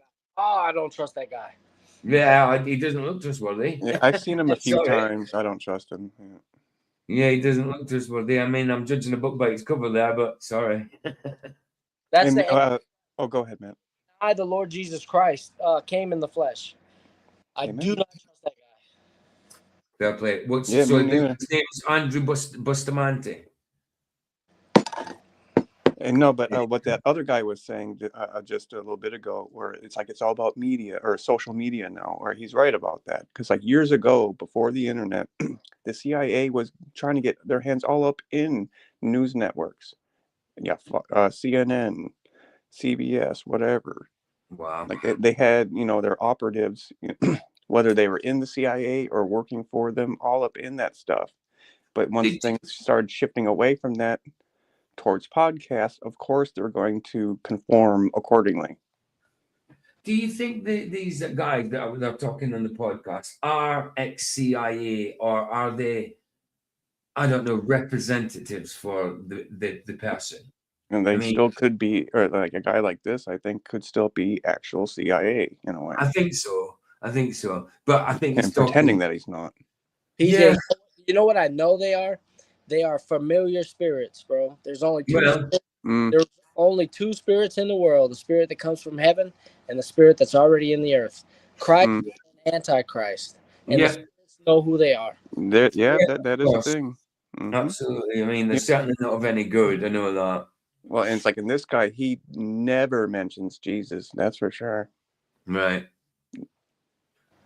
called Everyday Spy, the first ever digital spy training platform where he teaches civilians the CIA's recruitment framework. On his first Diary of a CEO appearance, he described what the CIA looks for in its recruits. Specifically, when CIA recruits field operators, it's fairly transparent. They tell you that you were recruited because you are a little up. They tell you that you were recruited because of a certain psychological profile that makes it so that you pragmatically view things like secrets and lies. He also admitted something that would be alarming coming from anyone else, but gets packaged as aspirational self-awareness that serves your career. There is a tie between childhood trauma and high performance. It's a documented connection, but CIA has learned, as has MI6 and Mossad and all the other intelligence services of the... There's a connection between childhood trauma and high performance. I mean, people who have childhood trauma, I suppose they do try and better themselves in that, but so do a lot of people. You know, I mean, I don't know how they can make that correlation. There could be a multiple factors why they're, you know, performing better. I don't know. Because this guy serves ball. That's why. Baal. He's a Baal dude. Of the world, they've learned that when you train someone who has just the right amount of childhood trauma high performance, when you get your hands on them at the right time in the right period of their life, they can be trained to become extremely loyal, highly productive field operators. John agrees on this point and has said the same thing. Loyal or MK Ultra. It could be both. Multiple times that the CIA actively looks for broken, sociopathic yet intelligent people who are comfortable with the world you're absorbed into. The CIA actively seeks to hire people who have sociopathic tendencies. People, not sociopaths. Sociopaths have no conscience. Or people with sociopathic tendencies do have a conscience. People who aren't sociopathic, who have sociopathic tendencies, isn't that everybody have some kind of sociopathic tendencies, or isn't it in everybody to be? You could be like that if you wanted to be, apart from the psychological condition. So everybody's got them tendencies, you know. I mean, that's is it the government that has infiltrated the CIA that looks for these psychopathic tendencies? Yeah, sociopathic tendencies. Yeah, dude, this is all controlled. Of course it is. Of course it's controlled, bro. That's the point. That's what I'm saying. Why are they in the podcast? Why is this a psyop itself? I think so.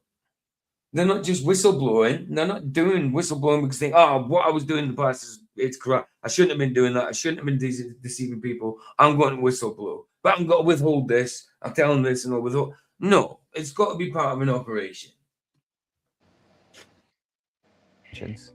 They do react in a polygraph exam, but because we believe we're the good guys, we're happy to work in legal, moral, and ethical gray areas. So do you have sociopathic tendencies? Absolutely. And what are your sociopathic tendencies? So weird. My sociopathic tendency was to operate in legal, moral, and ethical gray areas. Andrew's credentials are generally viewed as overblown, and when he went head-to-head with John in a debate, you could pretty much see who... I mean, sinful. I don't know what he means. The world's black and white. What does he mean? Sinful. That's what it means. Sociopathic tendencies are to be able to work in moral, legal, moral, legal, ethical areas. So, sinful. In between the raindrops. You're right. Or you'll keep a narrative as long as for the common good. Yeah. I mean, reasons why he probably still thinks Epstein is alive. Or not alive. Well, I don't think he thinks. I think he knows he's still alive. I don't know what he thinks. Yeah, he knows something though. Yeah. Right. But he had a knee-jerk reaction when he kind of said that. Yeah. So I mean, we're getting kind of some truth in lies here. Oh, without a doubt. Mm-hmm. Who was pulling the line and who had something more authentic on the table. You know, in 1945, 1946, we executed Japanese soldiers who had waterboarded American POWs. On January the 11th, 1968, the Washington Post ran a front page photograph of an American soldier waterboarding a North Vietnamese prisoner. That soldier was arrested convicted of torture, and sent to prison for 20 years. All of a sudden, in 2002, torture is legal because John Yoo and Jay Bybee say it is. But the law never changed. People commented stuff like this. This interview shows exactly what went wrong in the last 20 years. We used to have a country run by Johns, and now we have a country run by Bustamentes. Just interestingly, let's quickly see what people are saying in this guy's comment section. Just the first few. Let's do it, PJ. Right. Why I come here, man. Right. I'll make it a little bigger so you can see it. Well, yeah, no, because that's what we're doing too. We're reviewing the material here. Right. So and its fruit. Yeah, there's 10 minutes left of video. Let's have a quick look at this. These. So that's his untagged one. So someone called Metal Mayhem Guy. Never underestimate the power of misinformation. Right. Exactly. Muddying the water, what they call it. Muddying the water into a big part of the flood. Poisoning the well, the fruit of the poisonous tree.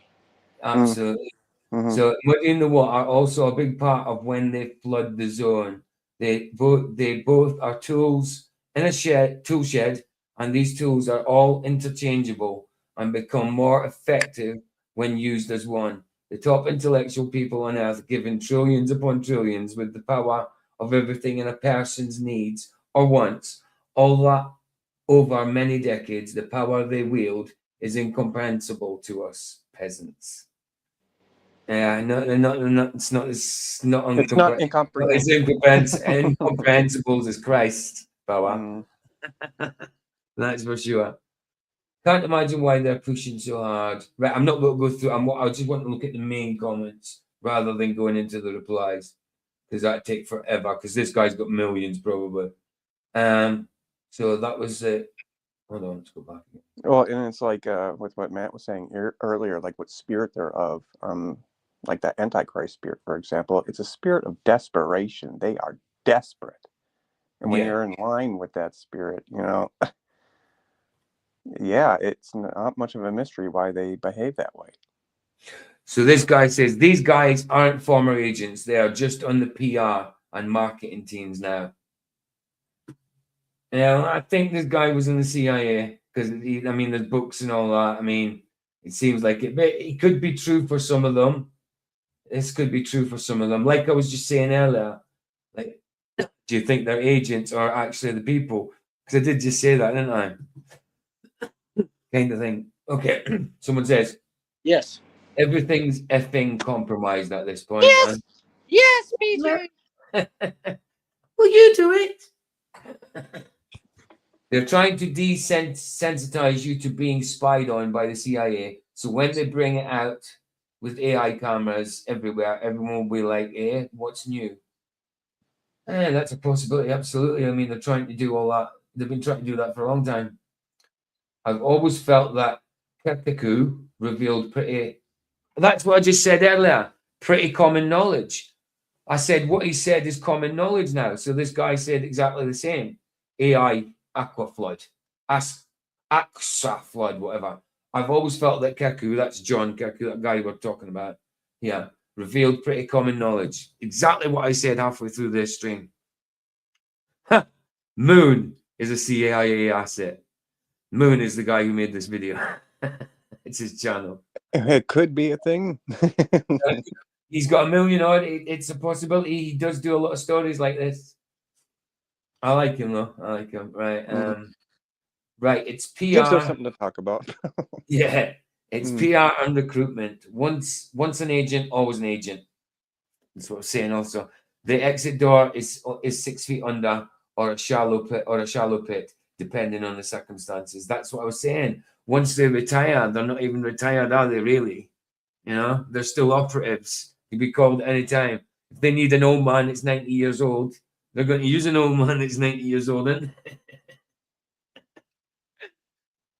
Well, and it reminds me of when you reviewed like Charlie Duke, or reviewed the astronaut guy when he was talking with Bart Sibrel. Where he believes he went to the moon, and we know he didn't. Certainly believes it. Right, and so I can't help but think that guy was MK Ultra. That's a possibility too. Oh, big time. Right. And so, because like with, you know, Neil Armstrong, Buzz Aldrin, and Michael Collins, I think his name is, those guys, on the other hand, were not. They were forced. Because you could see it in their faces. They didn't like what they were going along with, but they did anyway. Yeah. Right.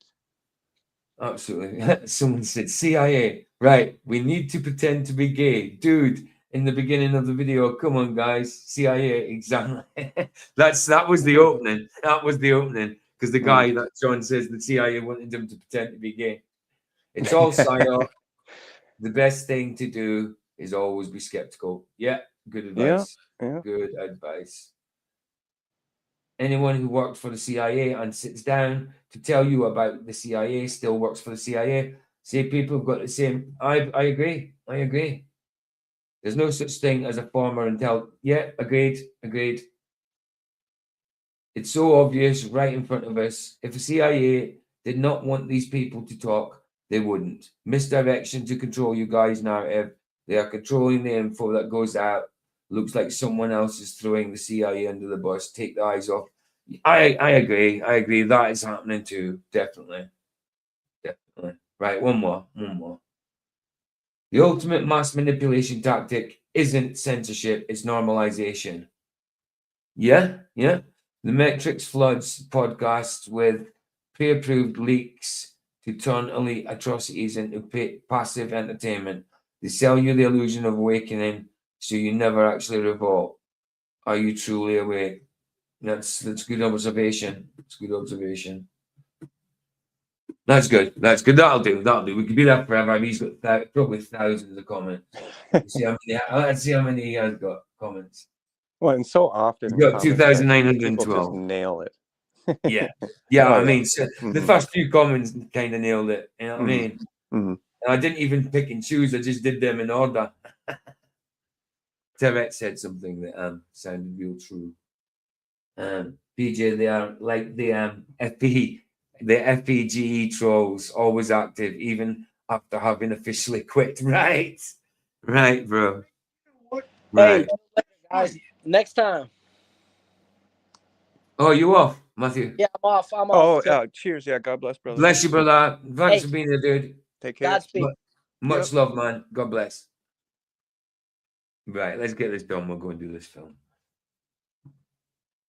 And quote, so what we have here is a guy willing to go to jail for his beliefs and a guy willing to change the rules to stay out of jail. Andrew, for his part, described the CIA's internal culture with the kind of delusionment that sounds like a confession but functions more like a sales pitch. You will start to believe that you are not good enough if you stay inside, because you'll end up being gaslit by the system. The culture convinces you that you can't do anything else. Yeah. Your skills are so unique. Your training is so specific. You can't do anything else. Yeah. And that's just simply not true. That's Andrew describing the CIA as a psychologically abusive institution. That's a way of grooming you into always being CIA. You know, this is all you can do. It's all you can do. This is what you're best at. If you do anything else, there's no point, because this is what you're best at. You know what I mean? That's another form of control. But his entire brand is built on selling the skills that the institution produces. So maybe it's just personal opportunism, making a career after you leave the agency. There's actually a whole cottage industry surrounding the CIA. Andrew even wrote a book called Everyday Espionage, Winning the Workplace, subtitled Read the Room, Build Quiet Power, and Negotiate with Confidence, and Earn the Raise You Deserve. He's selling you the asset recruitment cycle repackaged as a career hack. I was going CIA to say, tactics sold as LinkedIn. He's being like a self-help guru, but using CIA tactics. That's so bad. That's just a market. That's just a lucrative business he's doing. He's selling himself. That's it. Yeah. Yeah, he's nothing to do with it. He's making a brand type of thing. Right. Content. There are hundreds of books, TV shows, and courses tied to so-called top secret tactics. And if all this raises some skepticism, you haven't even seen Mike Baker yet. Baker has appeared on Joe Rogan at least 21 times. 21. His Twitter handle is MBCompanyman. His website is mbcompanyman.com. The company man is slang for a CIA officer. He passed off accusations of CIA interference in overseas politics. Of course, that's seen this one. Right? Of course, we're trying to influence hearts and minds. Of course, we're infiltrating organizations to try to influence the direction of the government. Or this classic, where he confesses to stealing state secrets like it's too obvious to even bother thinking about. It's like John Brennan, who was a director at the agency. He talked about the business of the CIA and says, we don't steal secrets. God damn it, of course we steal secrets. That's the point of the exercise, right? It's called a limited hangout. You admit to something controversial, but you frame it as so obvious that the admission itself seems facile and normal. And on Epstein, even Baker followed what is now the CIA's official line. You think this freak show of Epstein wasn't like, it didn't have hidden cameras or wasn't taped and shit or whatever? I mean, come on. So 100%. But Mossad, whoever it is that was involved in this intelligence gathering, I mean, I'm just guessing. I have no idea. But there's fucking pinhole cameras all over that house. And the list of former intelligence operatives appearing across non-legacy media is practically endless beyond those we've talked about. Brian Dean Wright, another former CIA officer who worked at Baker's company Diligence, running a daily podcast literally called The President's Daily Brief, using the name of the CIA document given to the president every day. Then there's Mark, 26 years in CIA operations, co-hosting The Crisis Group, a show openly marketed all the information you believe, but I quite believe the CIA would have agents on YouTube and on platforms like that to infiltrate for whatever reason. Of course they would. Why wouldn't they? Well, I mean, it's a big platform, you know. Of course they would. Mm-hmm. as the journalist, the politician, and the spy. He recently said Havana Syndrome was a massive CIA cover-up. And you can see the contrast with the legacy media. You generally don't see these people doing long, unfiltered sit-downs on CNN or the BBC. They turn up for uninterrupted conversation with minimal pushback. You can also see how they pop up when there's something trending to discuss, an opportunity to step up and give answers. When UFOs become a serious congressional topic and everyone was fascinated in possible cover-ups, the intelligence community again flooded the podcast circuit. David Grush testified under oath about crash retrieval programs and non-human biology. He then popped up on Joe Rogan.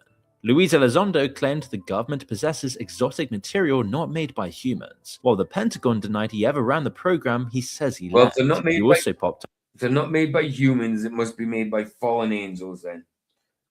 You know, that's the only way it could be made. It's not made by humans.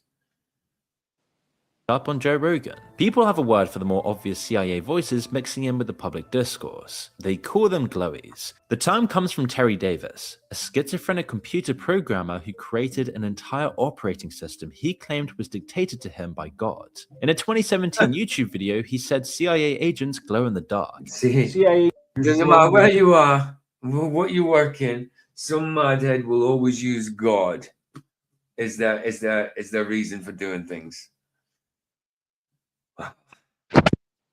Well, who's their God is the question. Exactly. They don't pretend it's God, but exactly, it's not our God, that's for sure. Well, I mean, even before the flood, yeah, they were like fallen angels teaching man terrible things. Right. That's exactly what that reminded me on that scripture when I said that. Yeah. About the fallen angels making these things. If it's not man, and if it's not God, and it's not man, you know what I mean, then it's fallen angels. Yep. Dark, you can see them if you're driving. You just run them over. That's what you do. Adapted as the go-to slang for any federal agent or intelligence officer who's obviously present in public spaces. The joke is that these people are too visible to be genuinely covert, but the joke only works if you assume the visibility is accidental. Right. What if it's not? What if it's just part of the same game? On Carlos Watson, when asked if he's a good liar, John said, what if it's part of the same game? Like, CIA agents wouldn't be exposing themselves like this unless it's part of the operation. You know what I mean? That's my point. I like that he said that. At least he put that in the mix. Or like even if they are not in the CIA anymore. Sorry. That's all right. No, it was my finger slip there. But like even if they're not in the CIA anymore, they are still like they're still there. They have to be like a controlled fallout. Of course. Like, if they're retired, like, they might get a few years without doing something. But if they want them for an operation, if their specific skill set, and they need that, and you're the only guy, they're going to call you. It's simple as that.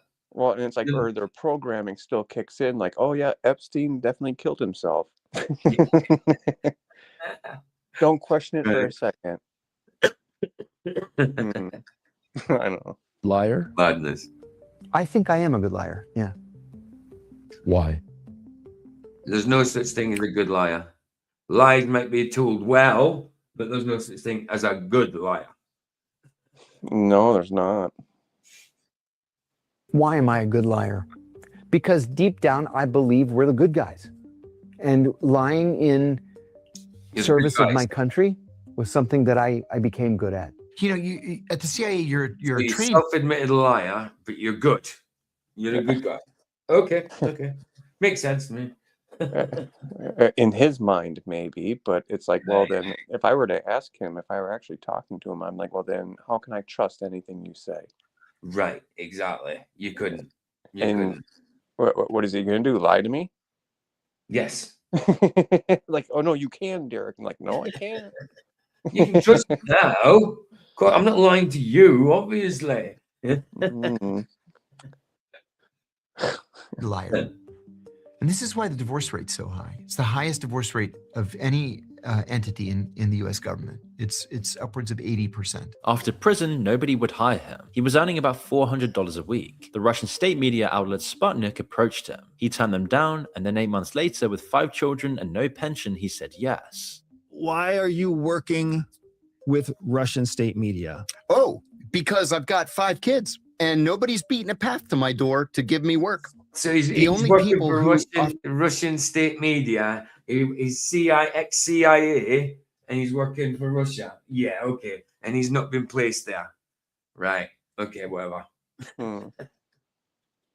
offered me a job were the Russians. Which circles back to the question this whole video is really asking, because there's a fact about every single person we've discussed so far. John, Andrew, Mike, and every former CIA officer who's ever appeared on a podcast, written a book, or posted a tweet about their time at the agency. They all signed a lifetime secrecy agreement, and they all must submit everything they plan to say publicly to the CIA's pre-publication classification review board, way before this ever reaches the public. Books, speeches, blog posts, podcast talking points, op-eds, even tattoos. The regulation says, quote, any form or means of communication, including oral or electronic, which mean podcasts are not a free pass. The obligation is also lifelong. As of 2015, the CIA was reviewing 184,000 pages of declarations per year. John told us this is 100% true, and that since many of his podcast talking points already appear in his books, they've already been vetted. But he also admits that if there was anything new, he would then have to go to the CIA to get it signed off. What's the motivation of a lot of CIA officers, former CIA officers, going on podcasts? Yes, you are right that we are all subject to was that a Freudian slip there? You know, he called himself a CIA officer and then said, former. Sure, he said that, isn't it? CIA to get it signed off. What's the motivation of a lot of CIA officers, former? Yeah, CIA officers, then former CIA. Probably a little slip there. CIA officers Because going there's on never a podcasts. former one. Yes, you are right that we are all subject to pre-publication review. I'm lucky in that I've written 8 books, 9 books, the 9th one's at the publishers now. And so I've told all these stories 1,000 million times. They've all gone through pre-publication review. So I can answer the questions and I can tell the stories. Now, if there's something new that I want to tell, and I've been out of the agency for 22 years now, so there's nothing new, I would have to, of course, resubmit to pre-publication review and have it cleared. That means every podcast quote, every book, every viral clip from every person in this video was read and approved by the CIA before you ever heard it. That also means that, by deduction, the theory that Epstein was an intelligence asset is either true and the CIA signed off on it, or it's false and the CIA is comfortable letting the public think otherwise. And both scenarios are equally interesting. The world's most powerful intelligence agency is inherently complacent about everything its officers and ex-officers revealing. But complacency does not make the revelations truthful by default. You could No, of course not. Complacency, you're over familiar with what your decisions are made or whatever. It doesn't make it truth. Definitely not. A lot of people are comfortable in their lies. admit misdirection or false information the same as the truth. All this vetting process is about is protecting classified information.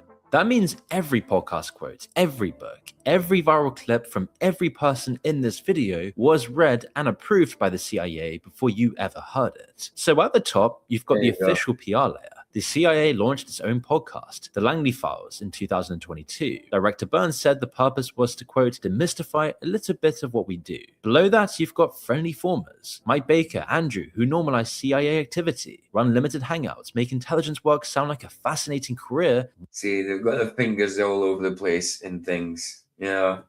Right, so it's not exclusive to just foreign intelligence. Right. Right, it's just operations going on all over the place. So, like, oh no, they're only operating overseas somewhere, PJ. Okay, like, no, they're not. It's madness. Yeah, that's it. Of course, they're going to be in podcasts and everything, and they're trying to be a bit more open. Or we're trying to be a bit more transparent with what we do. Yeah, okay, whatever. Your transparency will only benefit you, rather than an instrument of state power that has overthrown governments, tortured prisoners, and surveilled its own citizens. Then you've got others who might be entirely sincere but create confusion and provide cover. And then there are those in a more genuine liminal space who bring viral moments and charisma to some of the darkest, most awful crimes humans might be involved in and make them sound kind of expected. It's all very validating. A man with a classified career confirms what you've been called a conspiracy theorist for believing, and it just feels like winning. It creates a strange sense of trust that the public is being listened to. Maybe the normalization is the operation. When millions of people watch a man describe a Tuesday morning kill list with the same energy as an anecdote about your weekend, it has a profound impact. The CIA spent decades terrified of public scrutiny. Now it has an ecosystem where former officers get millions of views describing exactly how the machine works, and the audience responds not with outrage, but with a like button. You can't say exactly what it is, but it isn't transparency. There's an old intelligence principle. The best way to hide a secret is to surround it with so much noise that no one can pick it out. Every empire in history controlled its narrative. Most of them did it by restricting information. This one might be the first to do it by flooding the zone with so much of it that nobody can tell what matters anymore, and every single word was pre-approved from the outset. Oh, there it is. There it is. I like how he always abruptly finishes like that. It always surprises me for some reason. I'm just telling Flats I won't be able to make his stream because Flats is on in 55 minutes with his debate, but I'll be watching a 3-hour film, so just letting him know in his chat. Oh wait, who's he debating? Yeah, he didn't go one out there, but it's because he's debating tonight. It's who? Oh, who? Nadir Ahmed. Does slavery debunk Christianity? Oh, that's just silly. No. Well, of course. Yeah. Well, I'm sure he'll do just fine. Yeah, of course. I'm just letting you know I'll be live, so I won't be there. I mean, I'll pop it if he's still debating, which I doubt. I can't see how he would still be debating. He's got to work. How is it? Wow. It's cutting it fine. No, I dare tomorrow's say, a Monday. Yeah, so it's 10 past 1 for me. Our clocks just went forward, so it makes me an hour behind Flats now. So it's 10 past 2 for him now. So by the time he debates, that's 3 o'clock. 2 hours, that's 5. He starts about 6 or 7 for him. So yeah, that's got to be cut. Well, he's not going to really have much time other than more than a nap before work.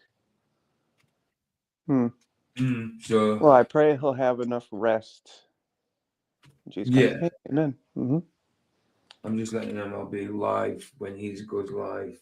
But if I finish and he's still live for some reason, I'll go over. But no, that's silly. Does slavery debunk Christianity or the Bible? No.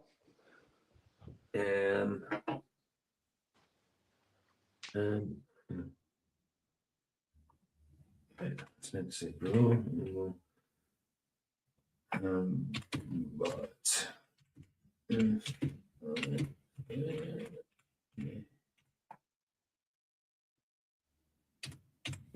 what you do. And I heard myself reverb a little bit. I did break up there for a second, didn't I? I didn't hear you break up. I thought you were sounding. Okay. Well, cool then. Right on.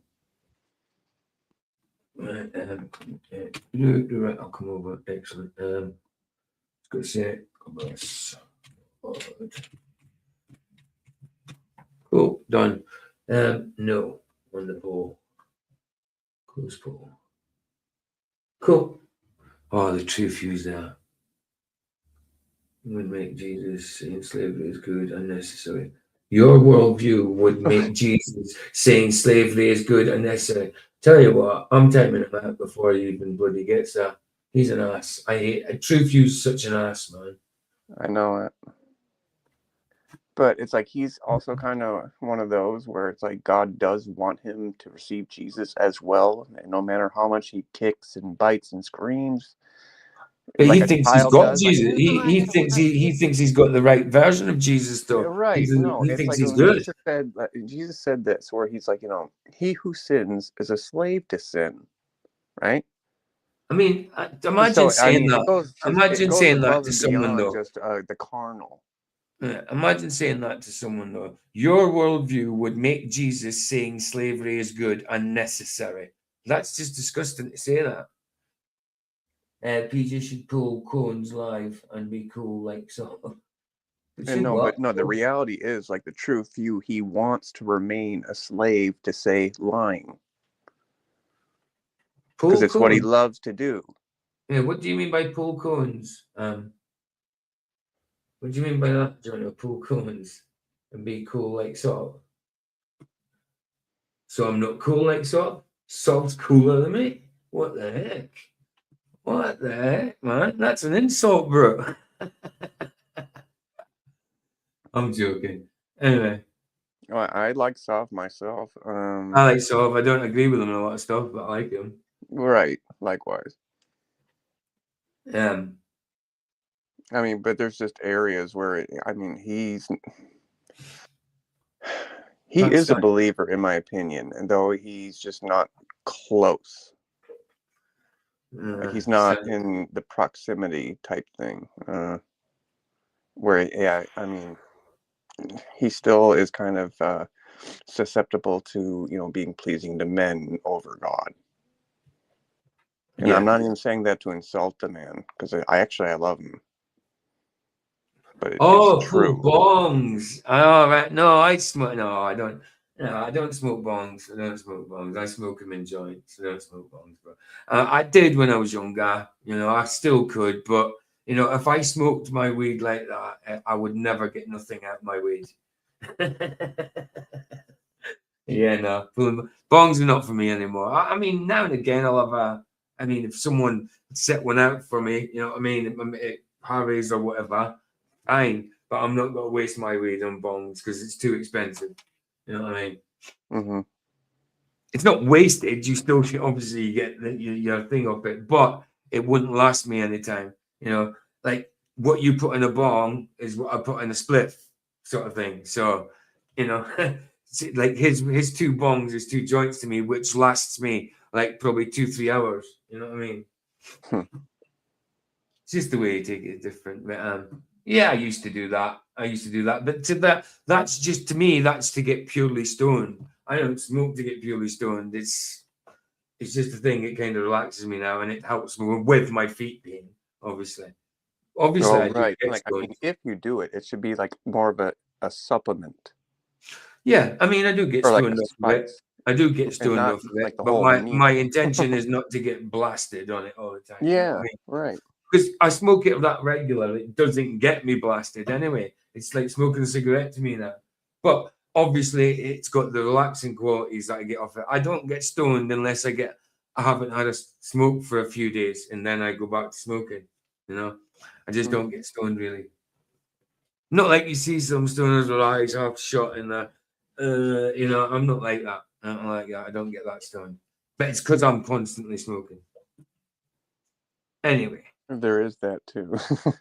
There is that too. Like if you get too much of a tolerance, the next thing you know, you're emptying Well, wallet over it. It's better to have a tolerance. It's better to have a tolerance in cannabis than it was to have a tolerance on heroin and crack. Oh, sure. Yeah. Yeah, I was injecting that, so it's a big difference. Yeah, no. So no there is that. I mean, I don't want. I mean, I don't want to quit smoking weed for the rest of my life, but I do want to start cutting down a bit. You know. Well, right. No, right. That's kind of the point. Like, it's not supposed to rule your life, but you can have it. Yeah. Exactly. I mean, but if you're making it like the whole point of like your day, well, I mean, you're kind of ruining your day, aren't you? Well, that's it. Sometimes, when I used to not smoke it often, and then when I would and get stoned, I was useless for the first hour as well. I was just giggly, and you know what I mean, all that. I mean, I didn't have too many whiteys. You know, I had one whitey. That's where you feel ill on it. You know, you've had too much, and you're like, oh no, and you think you're having a panic attack. And that. I've only ever had one of them. You know, but a lot of people just can't smoke it. They get that all the time, no matter when they smoke it. It makes them paranoid. But me, it doesn't do anything it doesn't make me paranoid at all. Well, it depends on the strand. Sativa or indica, none of it gets sativa or indica. None of it gets me. Or wary. Sorry. Even if it's hybrid, even if it's both, you know, none of that. I mean, there is certain weeds I prefer, but there's certain weeds I kind of stick to, but there's just ones I prefer that are more expensive, that taste better. But the ones I kind of stick to used to be an exotic, but is now cheaper. It's kind of the run of the road stuff. It's strong, but it's the middle of the road stuff, should I say, middle of the road stuff. Taste wise, I mean, strength wise, I do enjoy the stuff that makes you feel relaxed, you know. Yeah. Cool. Indica is the one that relaxes. I think it's hold on. Sativa relaxes. Indica is kind of stimulant. It's not stimulant. Well, right. Like the last one I had was indica based, and oh my goodness, was I paranoid? I'm like, oh my god, I don't like this feeling. Yeah, indica ones are the stimulant, the stimulant of the two, if you can call it stimulant. You know what I mean? Because it doesn't make you hyper, but it's like one is more relaxed and one makes you a bit more alert, I suppose, in that aspect. Still stoned, but makes you alert in your mind. You know, like, oh shit, that. But I don't get that off of it. I actually like a hybrid. I mean, dog that I smoke is a hybrid of both. Oh, Matthew's back. Did he go? Or did he? No, he turned off his camera. Oh, okay. I was going to say I had to say he didn't. And then I've just realized he's still there. He said goodbye and everything, but no, he just turned his camera off. Yeah. Okay. Cool. Right. I'm going to play out with Harry Mark while I make a coffee, and then we'll go over Rumble and coffee. Sounds good. I'm going to do the same. Right on. Cool. Okay.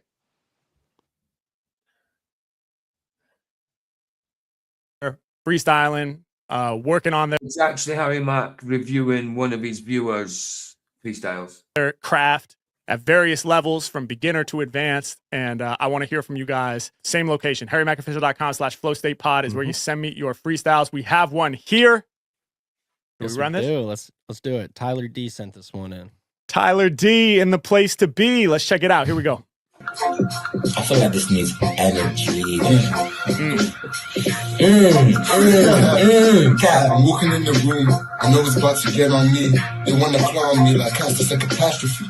Something different, but I think they want to battle me. So when you look onto me, show that I'm delivering proof. You see, I know my G is simple. Know that I don't ever cap. Pouring out the bottle, you know that I still smack. Yes, I'm still the truth. Gold, gold, and jet black. So if I had to show you out some proof, then I'm a stand.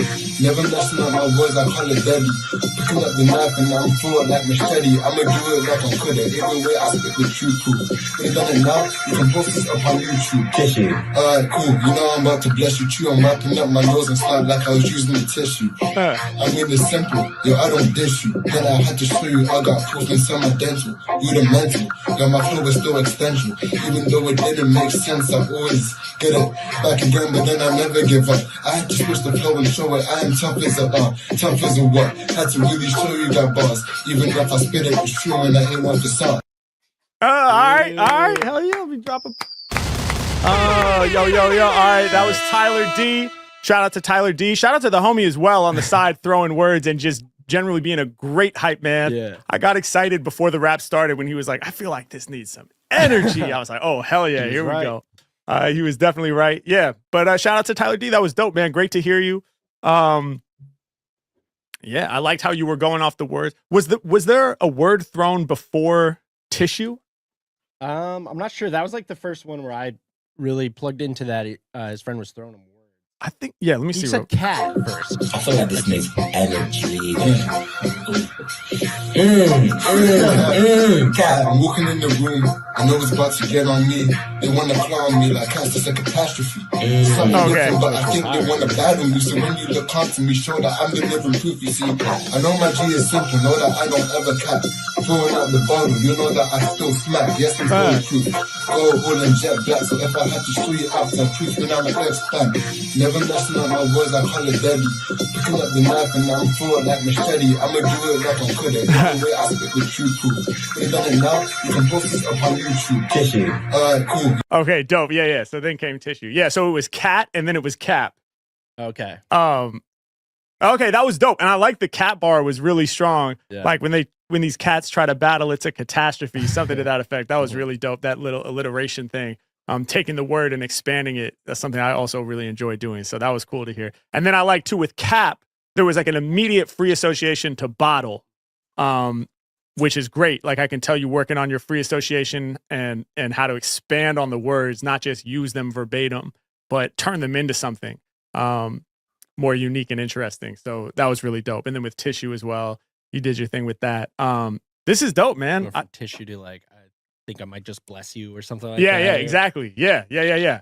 So that's dope. I mean, and it's such an important skill to be able to free associate quickly, you know, and to hear tissue and immediately think of bless you. I mean, that's how you get bars. That's how you get wordplay. You know, that's how you can create these schemes, is through that skill. And I hear you incorporating that already. So yeah, man, I mean, I think you're killing it. You know, I think some of that stuff I was talking about earlier could be cool for you to work on. All right. That's cool. He likes it. Right, done. Right, let's see you guys. We'll see you guys over on Rumble. Links there. Thanks for joining us on YouTube. And if you're not coming out of Rumble, thanks for joining us here. And I'll see you next on Tuesday for either Tuesday afternoon and Tuesday night, or just Tuesday night. We'll see what happens. But I'll definitely be on Flax's tomorrow. But I won't be streaming, obviously, because I stream late now, because it is now Monday for me now. So I will see you on Tuesday if I'm not seeing Rumble. Right. Here the Sunset's free. It's free. Indeed. See you over there.